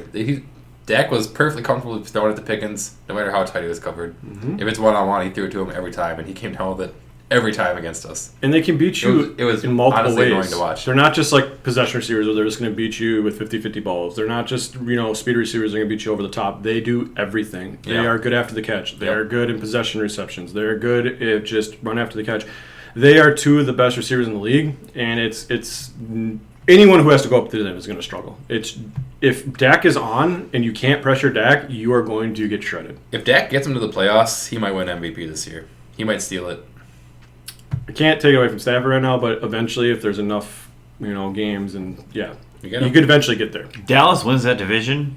Yeah, I could easily see Dak. He can win it. He can win. I'm just saying Right right get now a he wild needs- card spot. I think He needs to get in. the comeback could He does need to steal get it in. from Stafford. I think that's the only way. If He's got to win the division. I think so. I think he's got to win the division, yeah, and he's got to continue what Do he's they play doing. the Eagles yet this year? Or I'm they sure done they already? do. I think I'm sure they do. they're Eagles beat going to them- have that for a late. Eagles beat them week 1. I'm looking. Oh no, then they played them twice because didn't. I feel like I'm looking at the schedule right now. generally Or they no. keep at Did least Dallas one win game week for one? late in the season. Dallas might have won week 1. I'm just gonna look at Philly's schedule for the rest of the season. Because week 1 was the one where Carter spit on Dak. Yeah, you're right. I think that's the And only he game got they played. ejected I from think the I think game. they probably play another one soon. Oh, they still won that game. They split with the Cowboys. Oh, okay, The so they Eagles' played remaining games are at San Diego, at the Chargers, home against the Raiders, at the Commanders, at the Bills, and then home against the Commanders. And they play the Lions too this week.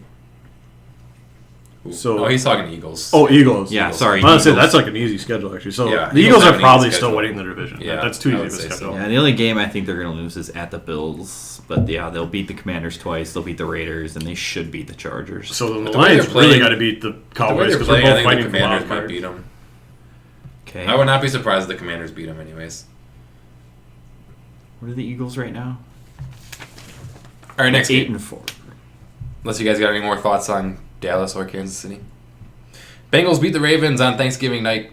We had a lot. The Thanksgiving games were fucking awesome all the way through. Yeah, they were. So now the Ravens, they have a hard path to the playoffs. The Bengals are alive for the playoffs because of their division. The Steelers lost, the Ravens lost, the Bengals won.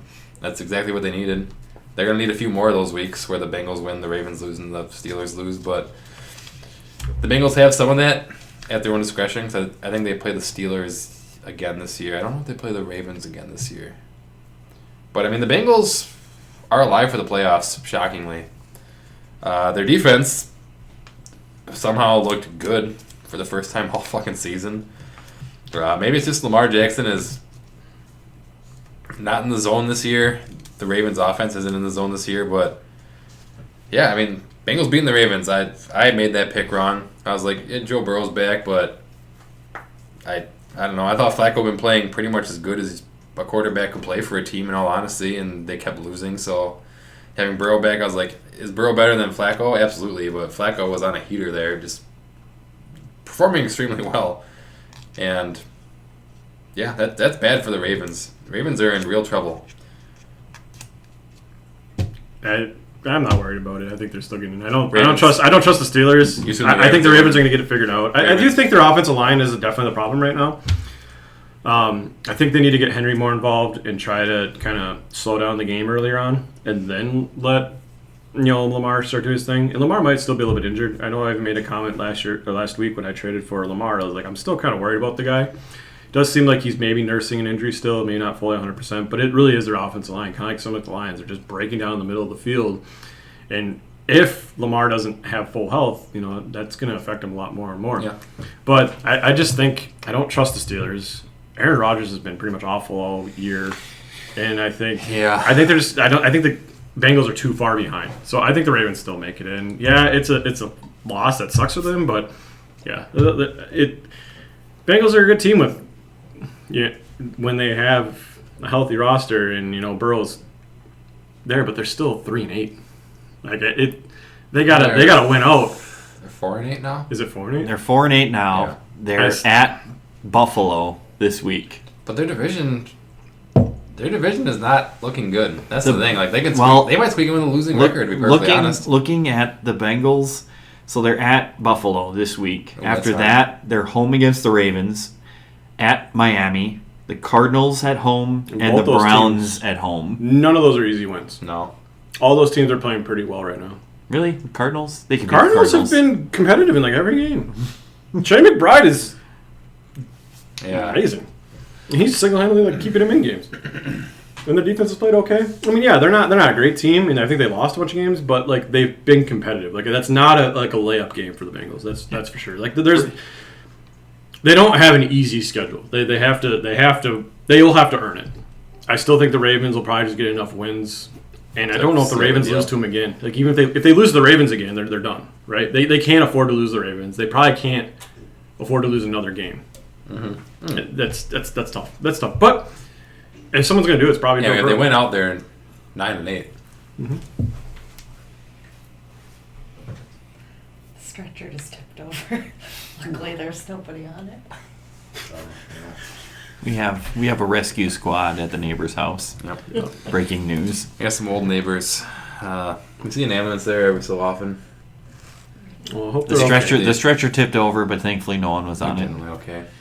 I mean, no one. They are struggling a little bit, but I hope they are okay. That's unfortunate.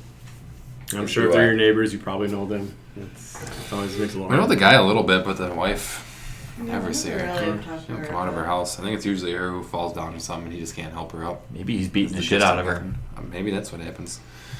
And she's falling down. I am not commenting on that. Anyways, let's just really make this she's just so clumsy. Let's just go dark with Houston beats the Colts as the Colts continue their spiral downward after their hot start. So, Heebs, you were the big Colts guy. You were the big Indiana Jones guy this year. What do you have to say about this? He sucks. I said it last year. You never liked him, huh? Never believed in him. No. I've been talking. He actually played pretty well in the Houston defense. All year. He sucks ass. He's playing good teams, and he sucks. I mean, this... He plays bad teams and he plays good. What the Colts are doing right now is what I expect the Bears to be doing for the next month or so. It's just like completely fall apart. It was all glamour and gain. There's no actual substance there. And they're not actually that good of a team. And that's why I didn't put them in my top 10 in our top 10 list, because I'm like, I don't think the Colts are that fucking good. And this is coming I from think Jonathan Taylor is fantastic. But outside of that, their quarterback is too bad. Their defense is okay. And it's all falling apart for the Colts right now. Why you gotta bring the Bears up? Why you just gotta hit on them? This is coming from the same guy that I'm told a me that fucking Michael Packer fan, Parsons and that I might fucking- be better than. I'm a Packer fan, and I will hate the Bears till the day I die. And I will think they suck. They could win the Super Bowl this year. I'll still think they got lucky and they suck. I don't care. The Chicago Bears have a really good soccer stadium. Well, they're getting a new stadium soon. I think. That is the one positive I'll give the Chicago Bears. Aren't the Bears talking about getting a new stadium? Well, there's another player in this list Way of outside players of here that Chicago. still might be better than Micah Parsons. Who's that? The Texans defensive end, Tim. Frick, what's his last name? That's how good he is. I don't remember his last name. Will Anderson? Will Anderson, not Tim. No, Will. it's Tim. Tim. No, Will Anderson's actually There are been some incredible. who call me Tim. Wait, is it Will Anderson? No. Because the It's Will Anderson. Monty Python. I thought it was Here, Tim fuck Anderson. you It's guys. Will Anderson. The right? Jets also have an Anderson. That's a really good How do we pass not rusher. know like one of the best players in the league? That's pretty sad. But he was number one pick, right? Yeah. Yeah, that's No, he was like the 4th overall pick. Oh, number 4. They traded up for him after they took Oh, that's right. and they grabbed him. Well, you got to dominate for at least a couple of years before you're a household I mean, this name. is him. No, it's not. He looks skinny for a football player, but And white. A little too white to be the Will Anderson. It would be like it'd be really funny if Micah like Parsons is white. Will Anderson Jr. But There's a lot of good pass rushers. I didn't that are put white. 2 L's. So unfortunately, some white guy came up when I typed in Will Anderson because I typed in WIL for some reason, and that was the white guy's way he spelled it, which you. Fuck AI. But Fuck. I mean, the Texans Texans D is is fucking really awesome. good. Will Anderson is going to probably win an Defense Player of the Year award. He's on that same level of I thought you just Parsons. said he couldn't win it. Nobody can win it Oh, other than I'm Myles thinking- Garrett. I said he will win one, Oh, not this eventually. one. I'm just saying eventually. He's Eventually. on that level. Parsons is on that level. Aiden Hutchinson's on that level. There's a couple guys that we could see winning them. This is another guy. Losing to the Texans is not a bad thing. Division game. Colts still played pretty well. Indiana Texans Jones are has a gonna win that broken division. fibula and still had a pretty solid game. That's going to come down to the wire.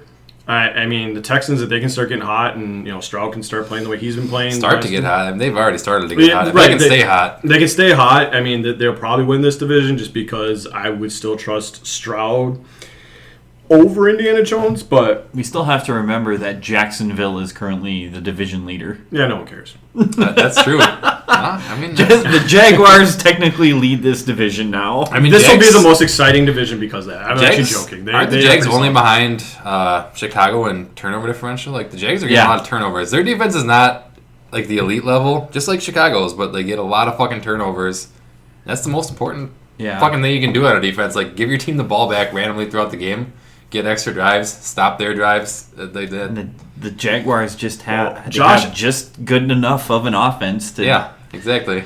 What's Josh Allen's name? When he changed his name to Josh, hyphenated, he has a hyphenated name, Josh. I didn't know about that. Because he was Josh. Oh my god. Oh, the defensive end for Yeah. the Jaguars. Or, Oh. why can't I talk right now? He went to. He's the Kentucky guy, right? Yeah. And then he changed his name. It's not Josh Allen, right? Oh no, it is Josh Allen. And he There's two changed it Josh Allens because he Yeah, changed that's it. right. But now I think the Bills' Josh Allen needs to hyphenate his name because he's playing pretty bad. So Yeah, I he think hasn't Josh been great. is it Haynes or Gaines? Josh Hines. Hines. He's the one that needs to be Josh Allen again. And then the Bills guy, he needs to change. I think it's like Jonathan Taylor Allen. And then we need to just go back to because I mean Well, he the real winner right now, the Garrett. best Josh Allen in football is the Jaguars one. Who's Josh Allen married to? He could just hyphenate with his wife's last name. Oh, Some like TikTok star that everyone thinks is hot. Haley Steinfeld. No, she's like an actress. Haley She's Stein- not like a TikTok. It's Haley I Steinfeld. thought she was a TikTok star. Stein. I think everyone. No, that's You're thinking of the Chargers quarterback. He's dating like a TikTok star. Oh, they all are. Not a lot of them are, yeah. I think that's just how it works. Pretty sure it's Haley. Haley Steinfeld. And the Josh only reason Steinfeld I Allen. Yep.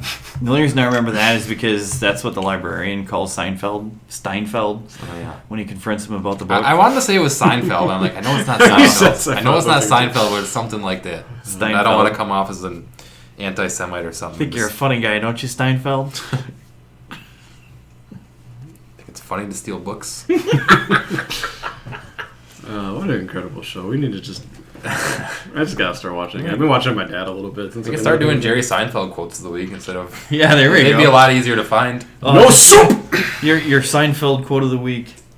Jim, you gotta listen to this one because you'll really appreciate the Jameis Winston quote of the week. It's by Matt LaFleur in the post-game interview. Is it about the penalty? We started that. I called the timeout. Fuck that guy. Might be. I actually have a good one for this week. Anyways, the last matchup I had written down was the red-hot Super Bowl contender and front-runner MVP, Matt Stafford. And the Rams lose to the Panthers. Matt Stafford throws 2 picks, including a pick 6, as well as fumbled the ball away in this embarrassing loss. This is the best game of Sunday, in my opinion. It was close the whole game. The Panthers, I don't know. They're not bad. You can't say they're bad anymore. They've beaten some really good teams this year. They're a good team. They've had a lot of good games this year. I don't think they're great, but I do think they're good. And to beat the current Super Bowl frontrunner, that's a statement. That was a good game. It was a very fun game to watch. And Matt Stafford, I don't know. You kind of just threw your whole MVP thing in the. Because, like I said, he's still the MVP. Let's not. No. Yeah, we're talking right now because we're thinking of the last month. But at the end of the season, where they're thinking of the last month, and that includes this game. Like all these MVP stats, all these Defensive Player of the Year awards, like they're very heavily weighted towards the last month of the season. The first 2 months of the season play a factor, but not enough. He also just set like an NFL record with most touchdowns before throwing interceptions. So I feel like they're going to give him a pass on that. I'm sorry, but like right now, yes, if he keeps playing poorly, he will not win the MVP. But at this point in time, with this game, he is still the front runner. You are correct, Jim. So with Matt Stafford, they will give him a pass. I'll give him a pass in my heart. I don't know. Is that supposed to be like a... I'm not sure where it's going. Quarterback pass, Stafford. You give him a pass. It's a quarterback passing joke. It's a pun. I see what you did there. Boo. I was totally going for the pun. You're clearly trying to make a joke here, but I'm not getting it. The one thing I thought that was kind of funny is Puka Nacua probably had catch of the year for about 3 hours. Oh my god, dude! Until Treylon Burks caught that touchdown against the Broncos. That was like... No, I think Puka's is still better. Really? I think Puka's is better. Okay. Literally, he's going back. The defender has the ball, and it starts rolling down his hand, and he catches it on his dick. I'm sorry. His dick caught the ball. He reverse armed it. Somehow stuck it into his body. I was like, that was insane. And Puka does that in his sleep. He does that at least once every 4 games. Puka's just incredible. And the other thing we need to talk about, whatever McVay showed to Devontae Adams, okay, Devontae Adams might be the best red zone receiver we've ever seen. He is. He was in the Packers too, yeah. Mm-hmm. He is. He was getting 12 to 15 touchdowns a year. I'm surprised they didn't get more because he is extremely strong. He is one of the quickest receivers in a short phone booth. Mm-hmm. He is just, he gets open quick. He is strong. He's big enough to beat you over the top. He does not have a weakness. Now, he's not Calvin Johnson, gets double man press coverage on the 5-yard line. So I don't know if I can say he's the best of all time. But the fact I'm even trying to put him on that level shows you how good he is. The reason I made the trade with him is that they basically are automatic on the 5-yard line because you don't have to Adams. McVay's like, hey, if you want to set and beat Randy Moss's touchdown record, we can do this. Here's the game plan. And I think Adams is just like, yep, sign me up. Because he's basically a goal line back for them. Yeah. And it's incredible. It's incredible to watch. He is probably going to break the record because they clearly have a game plan for him in this situation. He's only getting 50 yards a game, but he's getting 1 to 2 touchdowns because he's their goal line back. Puka's the yardage guy. Yep. Yeah. Devontae is the touchdown guy. Puka's the stretch the field guy, and then Adams is money. There's a reason last year most of their red zone touchdowns were rushing touchdowns, and this year they're mostly passing touchdowns. And Devontae Adams is that guy, and he was that guy with Rodgers too, and it was so fun to watch. Better with Matthew Stafford. I miss it. Think so? No. I mean, he's having potentially his best season of his career, and so is Stafford. Yeah, that's true. Yeah, I'm sorry. Stafford has been the most underrated quarterback I think I've ever seen. Stafford's best season of his career is probably not getting going the to be recognition in Rodgers' top 5. Well, Stafford's might have more Super Bowls at the end. How of many this years year. was Stafford on a dog shit? And on a dog shit team. Okay. I'm talking. Well, yeah, that's fair. That's fair. Rodgers. That's a fair point. Rodgers. If you take away accolades and just put him on the field, might be the best quarterback I've ever seen. I am not going to deny that. I think Steve in the Young regular is season. in the same breath is in that breath. There's a couple guys I would put in that breath, but Stafford can probably he can get another Super Bowl. He can maybe even have just as much playoff success. Not to say he's better than Rodgers, but I was talking about last week. If he wins another Super Bowl, he wins the MVP, he is now got to be considered one of the top 10 quarterbacks of all time. And it's pretty cool to me as a Lions fan. Yes, we should have won a Super Bowl with this man. He is that good. It's really cool for me to see. And I think people need to start recognizing he just set the record for 28 touchdowns before throwing an interception. Mm-hmm. That is insane. And this is the guy who was compared to He Favre. followed up with 3 turnovers though. Because for one thing, Rodgers interceptions are so and a random. pick 6. Oh, they're not that random. They are random. They can be random. They can be random. That right there proves how random it is. He just set the record and then threw 3 of them right He only afterwards. threw 2 picks. One was a fumble. Oh, was it 2? Okay. He only threw 2 picks. But yeah, it's cool for me. Even if the Rodgers had Lions a don't do well, 36 I'm and just 3 happy to season. see I'm him. like, I'm just happy to see it. A 36-3 season from Rodgers, and a 4,000-yard season like that. That's But see, insanity. the one thing about Rodgers, he is so risk adverse that he does his. But that's why I love fights his Devontae. stats, but then when he gets in the playoffs, I always felt the risk adverse play style was one of the reasons that kept him from winning more Super Bowls. It was, and I absolutely. think that is okay, we can go back and look at stats, but he played for the stats. It's like freaking LeBron. He has a stupid I don't think record he played right for now. the stats so much as he played for the. I mean, I've watched interviews with him, and he was like, I played for the. He crunches the numbers on a play. He's like, I can brilliant. see who's lining up on this guy. I can see who my receiver is. And he's like, I can see, he just has all these percentages in his head. He's like, where should I throw? Here's the highest percentage. And if the percentage isn't over, 68%, I'm not throwing it. But he's like, but there are players where it's if it's Devontae or if it's James Jones or something, he's like, normally that would be that bumps him 10% because he's such a good receiver. He comes down with those contested catches all the time, and he's like, so I'll throw it to them. I wouldn't throw it to him in that same situation. But these guys, I'll trust a little bit more. I bump them up a little bit more percentage.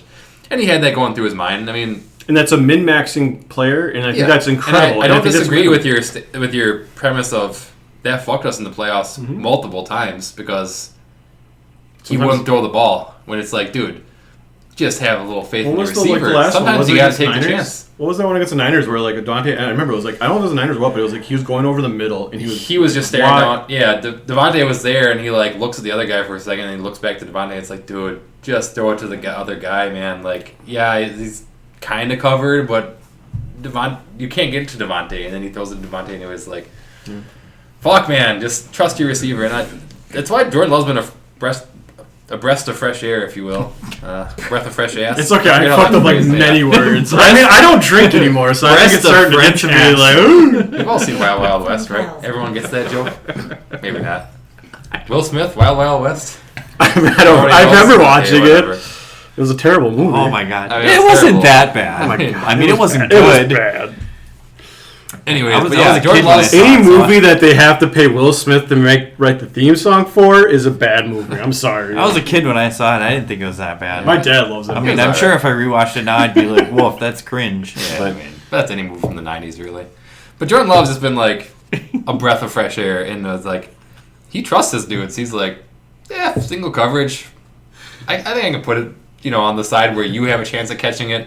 The other guy only has a chance of breaking it up. The odds of a pick here is slim, so he's fuck it.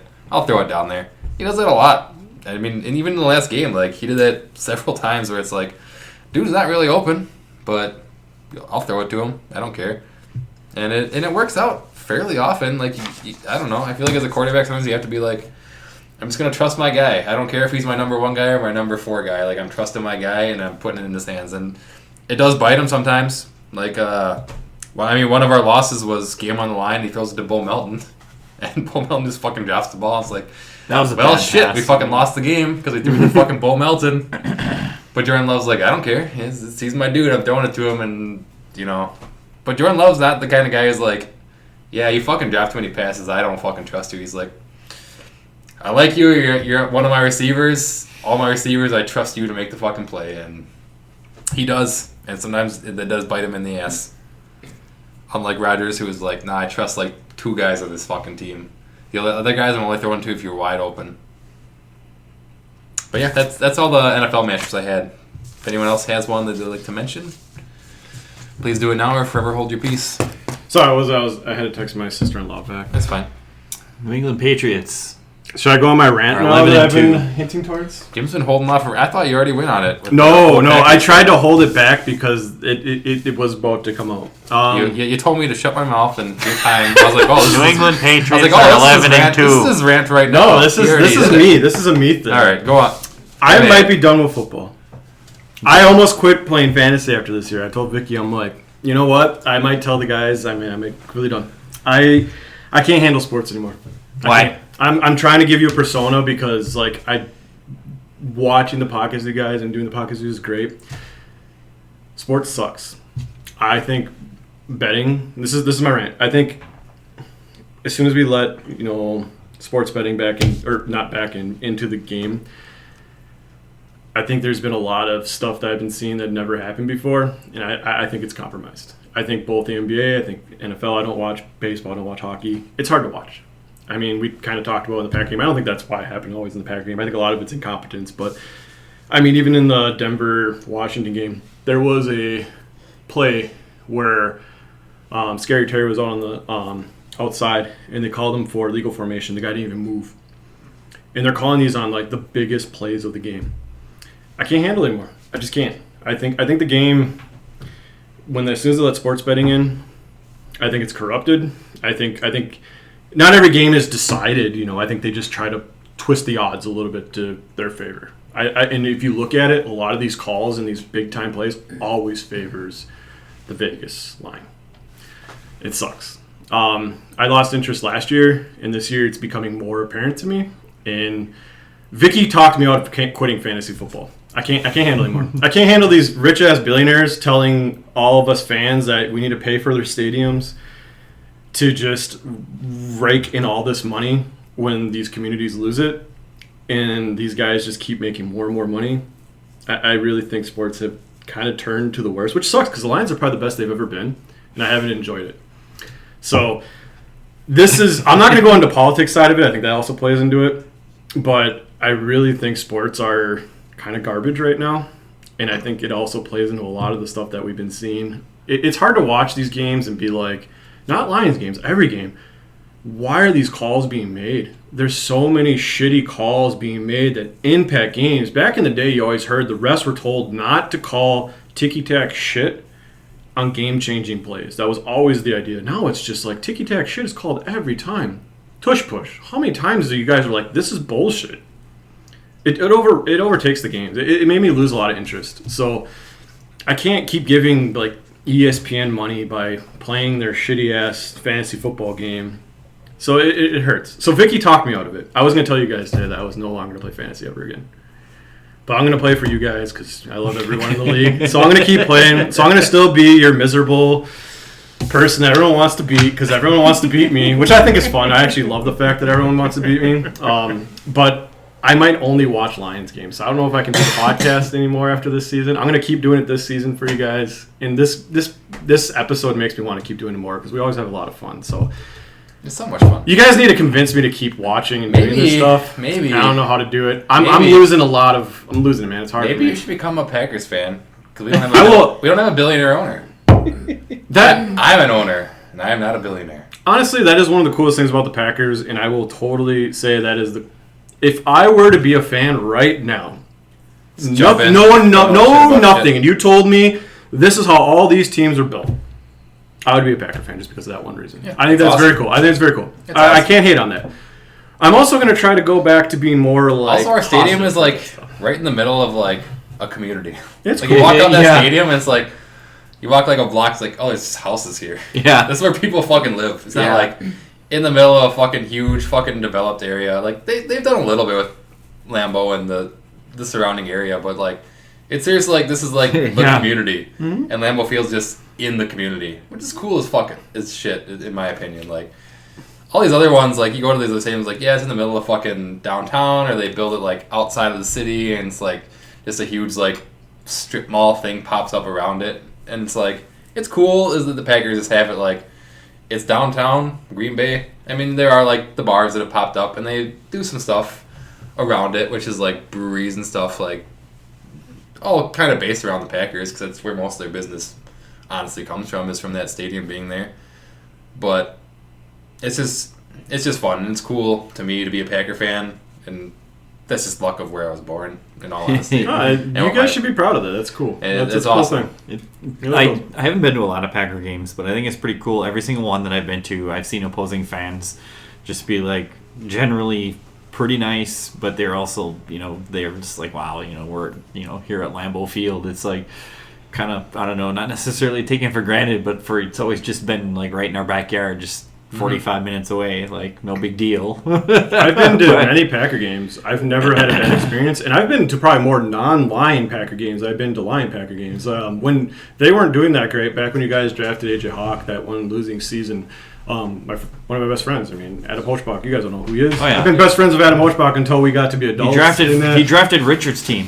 Yep, and your drafted Richard's team. His mom would always get tickets. We went to like the Packer Jets, and one of the coolest games I ever went to was Packers versus the Vikings. And I still remember Fred Smoot, because we called him Sex Boat Party, because he had a sex boat, and there was a huge controversy back then. And he had like a pick six. I remember because it was marketed as far as last game. We had the towels with the 4 on them, and it was snowing. Everyone was miserable, but everyone was going crazy. It was the only time in my whole entire life I cheered for the Green Bay Packers, because I never in my life at that point I was cheering for a home team in a home stadium.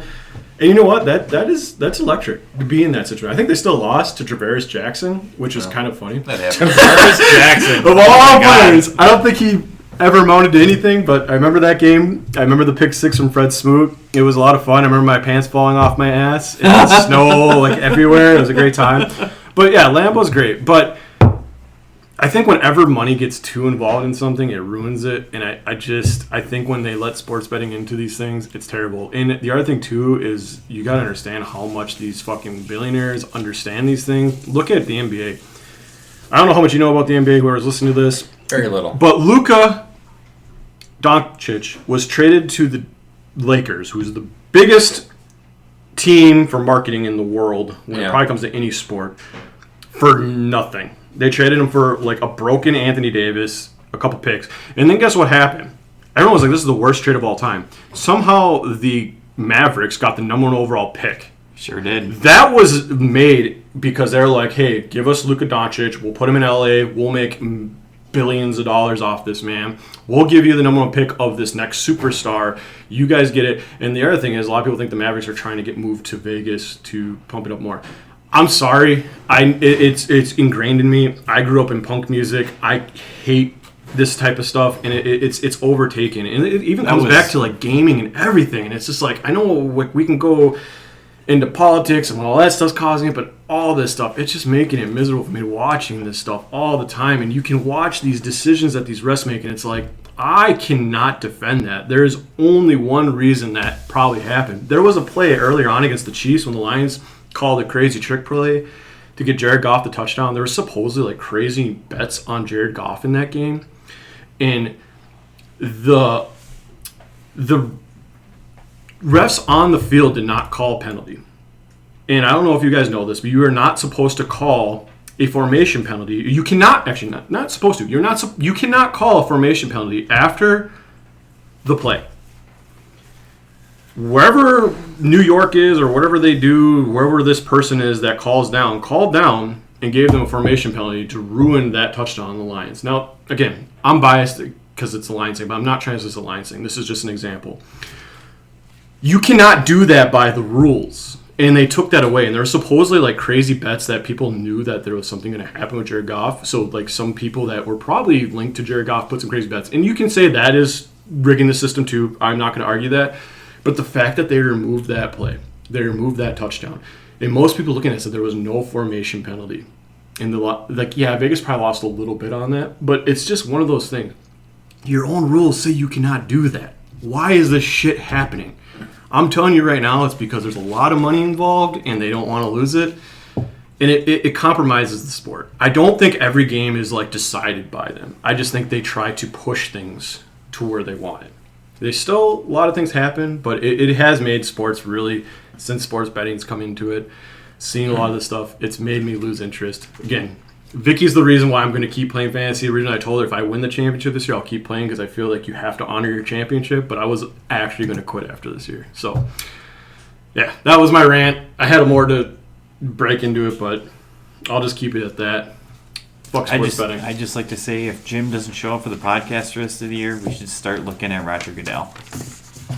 I'm just saying. Ask him to come on. Is that what you're saying? Well, no. If Jim disappears, we should start looking at Roger Goodell. Yeah. Okay. Be like, fuck, he's on to us. But no, it sucks. It sucks. And it's just, it's hard to watch. I don't know if you guys think the same way. Maybe a lot of people don't, but that's just me. I can't keep giving people money. I only watch football, and I will say, no, I don't think it's... I think the refs make shitty calls every week. And they've always made shitty calls, but it's way worse now. But I feel like some are shitty, like even in the Packers game, it's like, what were they trying to do, I guess? Get it within the spread so nobody can win? Here's the thing. They can put trackers in the footballs that tell us exactly where the ball is. Yeah. We have cameras everywhere. The Packer one is a great example when he called that timeout. It was obvious he didn't call that timeout. Timeouts too, they could give a coach like a little thing to click it. Exactly. That's timeout. There's the ref so gets a many buzzer, things. it's like, oh, it's a timeout. There's no questions asked. Like, we can have someone up on... There doesn't be a guy running or the quarterback, doing this, when there's 2 seconds left in the game. Kyle, we didn't see it until there's... Hire a lawyer and then present that to the NFL, because that's a fantastic idea. Well, the NFL just got rid of the chains this year. Yeah. They finally got rid of the chains. I didn't even notice that, actually. I didn't even notice that, actually. Wow, you ignorant asshole. I am an ignorant asshole. Because they put chips in the Fuck ball. the chain gang. They were never important. They put right? chips in the ball this year so they can be like, touchdown, first down, whatever. Yeah, it's pretty wild how quick that happens. So maybe I'm wrong. Maybe they put that in there, but I still feel like... But there's no more, is it a first down or not, that they can tell where the ball was. And, did they cross the goal line? Yes, they did. It's no question. Yeah. It is impossible wild. before this, there's a big, huge scrum of fucking 20 dudes in the middle of the field. They can did tell he cross exactly the goal where line? the ball is. I don't fucking know. Nobody knows. The ball's in the bottom of a pile. Is the guy moving forward still, or should we call him down by contact, or should we call it forward progress is done? You know what? That's another thing. Forward progress done is a weird call. Now that you're using a chip in the ball, that could also determine fucking Vegas betting lines. Be like, nope, that was not a first down. We would never know the difference. Well, that shit's never published. They could cheat it, yeah. They could make it easier to cheat. Honestly, the more you digitize it. And the only other thing I want to say in Jim's defense is I've been watching soccer my whole life. Sports betting has always been legal in Europe, and soccer and corruption kind of go hand in hand. Well, it's one of the most corrupted sports there is. Yeah. And it is. It's just... you can't tell me, props to Argentina. They are a fantastic football team, and I'm a huge fan, but France got screwed out of the last World Cup because the whole thing was in Qatar, which is, Leo Messi takes the trophy, and they put this fucking gown over him. Come on. There is no way that wasn't predetermined. We're going to finally give Messi his World Cup. So, yeah. I wouldn't be surprised. It's compromised. They're all compromised. Don't take this the wrong way, because I do not like sports betting. I don't do it personally. I don't really have anything against it. But I do hate how the NFL has leaned into it so fucking much. I think I went on a rant. Every sport has. I went on a rant at some point during this podcast where I was like, I just really don't like how, it's 11:45 and I'm like, all right, what game do I want to watch? So I turn on a game. It's I watch a bunch of assholes talking about I'm taking this line, this line, this line. I don't give a shit. So I changed the channel to another game. It's there's another bunch of guys being like, I'm taking this line, this line. I'm like, I don't fucking care. Can you talk about who's having a good season and what do you think fucking Jordan Love's gonna do today and what do you think the running back's gonna do today? Can you talk about football? They're like, nah, we don't want to talk about that. We want to talk about the sports line. It sucks. And there's honestly there's several podcasts that I had listened to, for several years, going back 5-6 years, who just dedicated a huge chunk of their show to sports lines. And I was like, I just stopped listening. I'm like, fuck you. I don't care. I do not care. I don't care about sports lines. If you want to bet on football or any sport, I don't care. I mean, gamble responsibly. I don't give a shit about gambling. I play poker every month. I don't mind gambling. I have a person at work. We just bet on random shit. We get bet $1. That's how it always was. You think it's going to snow tomorrow? Bet $1. I'm like, yeah, fuck yeah, let's do it. You think it's going to break 90 degrees tomorrow? We bet $1. I'm like, whatever. It's just for fun. We're not No one's breaking the bank. We're just betting on random stupid shit. But, like, to just have it shoved down my throat all the time is fucking annoying. I don't like it. And the NFL, like, they were against it up until, like, 2 years ago. They're like, let's fucking embrace it.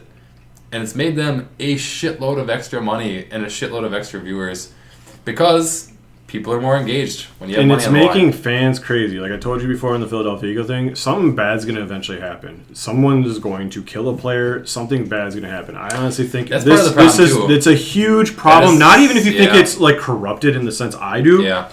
It is going to cause a problem. This is not going to last. And there's precedent for that. There are soccer players who get their houses broken into when they have a bad game. They get death threats all the time. Yeah. I would not want to be a professional athlete. I wouldn't want the fame. I wouldn't want the money. I wouldn't want that stress. It's like Saquon. I took fucking over 50 yards. You couldn't get fucking 50 yards. Yeah. I mean, I lost my life savings because you had a bad game. I'm gonna fucking kill you. Yeah. Like, and you had all come that on. Up. But yeah, that happens. I can't. I don't enjoy it anymore. No. I really don't. Like I am going to watch every Lions game. I'm going to watch every Pistons game.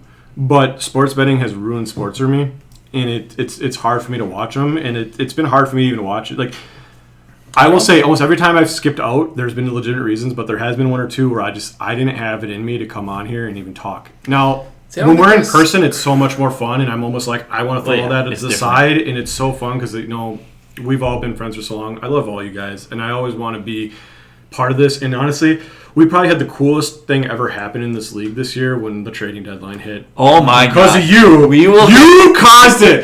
The funniest thing is Portboy asked me if he caused it, and I kind of laughed. I'm like, well, no, it was Heebs because Heebs messaged Vicky and was like talking to Vicky, and I'm like, okay, if Heebs is going, fuck it, I'm going. I'm like, I'm done. And I think that started it. So he was the... We need to stop this. We will get into this. Okay. Everybody. I'm going to go piss. Everybody, thank you for listening. That was the football half of the show.